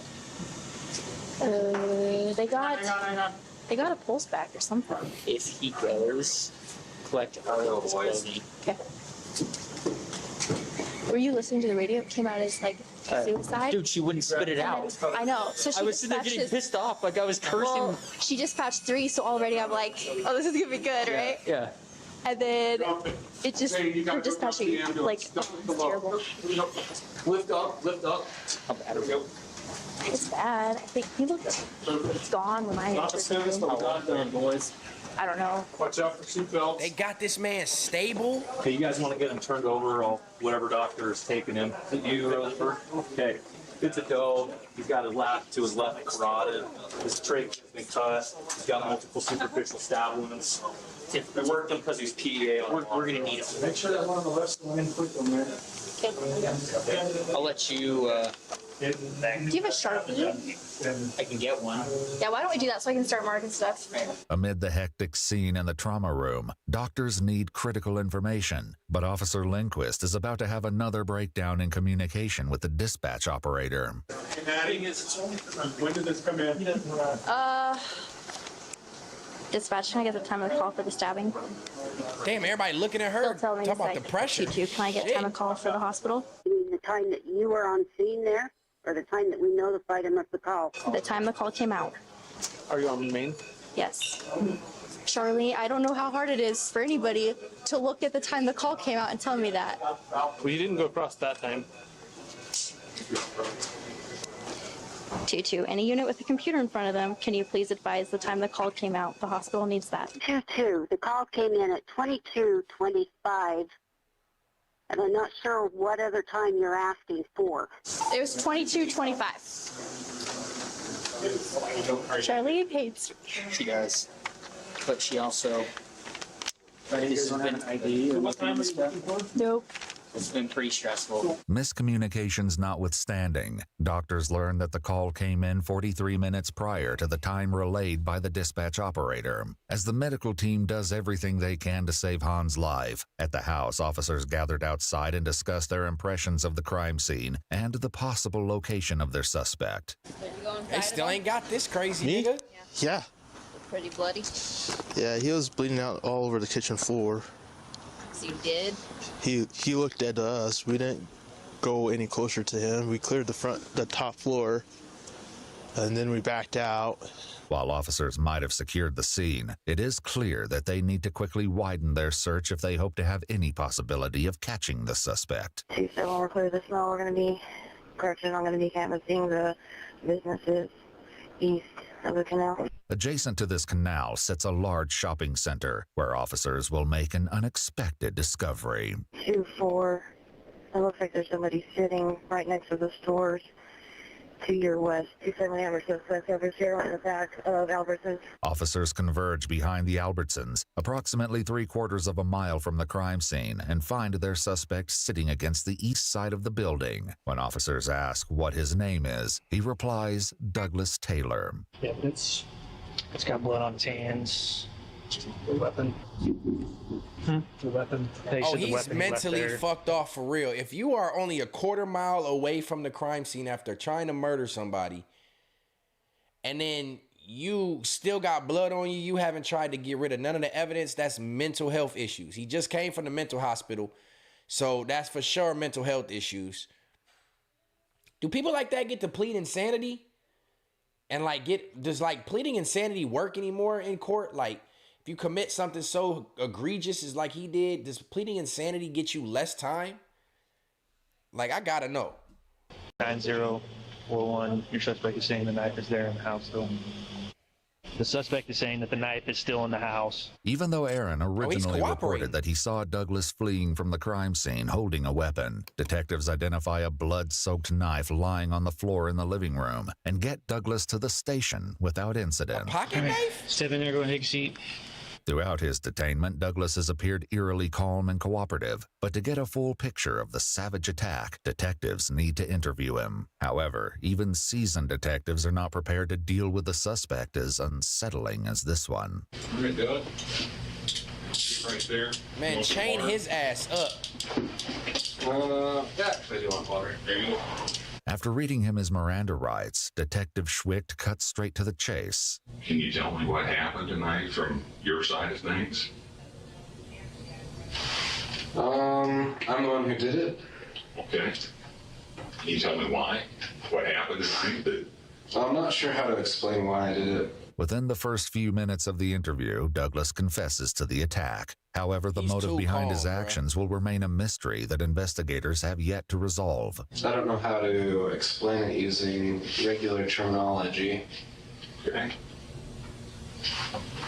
In your own words. Oh, he wanted them overly smart ass mental patients. He gonna try to overanalyze the situation and search for the right words. Nigga, you tried to cut his head off. What more can you actually say? I'll ask questions if the things I don't understand. I was thinking that probably something happened tonight, or maybe it's an ongoing issue that got you really mad. I wasn't angry. Okay. I have a system of metaphysics which would give you some insight into why. Can you explain a little bit? Can you just explain to us what exactly happened? I brutally stabbed to death that man in the kitchen. It should be noted that Douglas doesn't know that Hans still clings to life and casually reveals a morbid series of events. Based on what happens later, everything he says will be called into question. You said it should have resulted in death. If he survives and pulls through, is that going to be a problem for you, or? There was no chance of survival. Oh, he was confident. Did you make absolutely certain that the way you stabbed him was definitely going to kill him? Where did you stab him on his body? Because I haven't seen this guy. I slit his neck open. He should have bled out completely. Damn, he is cold-hearted, bruh. Yeah. Were you really mad at him? No. Sorry, I guess I asked you that before. I mean, when you're doing it, you have to do it in a precise manner, of course. Oh, he is really and if he's going to defend himself, or try to talk back, or try to prolong, then it becomes more incremental until you just finally make the final kill wound. This nigga is crazy. But I think I stabbed him about 15 times until the final slit to the right side of his neck, piercing through all of those veins on the side. I witnessed him begin to bleed profusely. So, yeah. Meanwhile, back at the Eastern Idaho Regional Medical Center, an inevitable tragedy strikes. Did they just call it? It was loud. Okay. Not called Harkness and let him know road 30 light detected. They called it? Yeah. Hans had succumbed to his grievous injuries, turning the case into a murder investigation. I wanted Hans to survive, bro, specifically because this fucking pompous ass arrogant nigga that tried to murder him thought he really did murder him. I really wanted him to survive. That's fucked up. They had him stable and everything and could not get the bleeding to stop, I'm assuming. That's fucked up. Investigation. I thought like the back of his head was all disconnected on scene. Is that one right there on his forearm? We lost too much of the wire. How are y'all in there laughing around a dead body? What? A lot of stab wounds. I know. 2 days later, during an autopsy, medical examiners will report that Hans died from 17 stab wounds inflicted upon the torso, left arm, neck, and other extremities. Meanwhile, detectives in the interrogation room are also getting closer to unearthing Douglas's motivations behind his appalling actions. Certain individuals who desire to begin new cults, I like to identify and professionally examine, see if that to see if that is precisely what they're trying to do.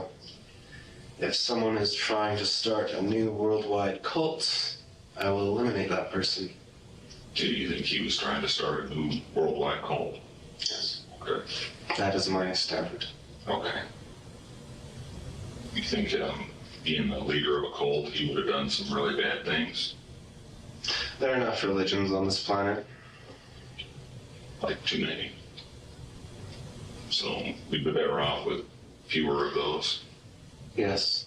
While it's highly doubtful that Hans was indeed starting a cult, Douglas goes on to explain the reasoning behind this horrifying belief and his subsequent decision. Did he share his beliefs, probably his mythology and stuff like that with you? Did he tell you about that? To a degree. You tell I'm an atheist and I don't tolerate proselytizing. Oh, he one of them extra smart ass proselytizing to you about his crazy beliefs? motherfuckers. Strangely, yes.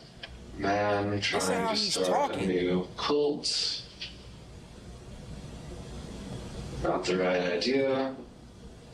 Tries to reduce all of the world religions to some German mythology. Makes us think like, I don't know, people who understand some mysterious concept are the true rulers of all of the different nationalities, religions, and peoples. And so I'm like, oh, here's a young retard Hitler. As the interrogation comes to an end, the detective has one final question for Douglas. After stabbing a guy like this, what do you think would be the right thing to do with you? What do you think the police, the law, the judges, all these people who sit and make decisions about all this, what do you think is the right and appropriate thing to do? Not sure.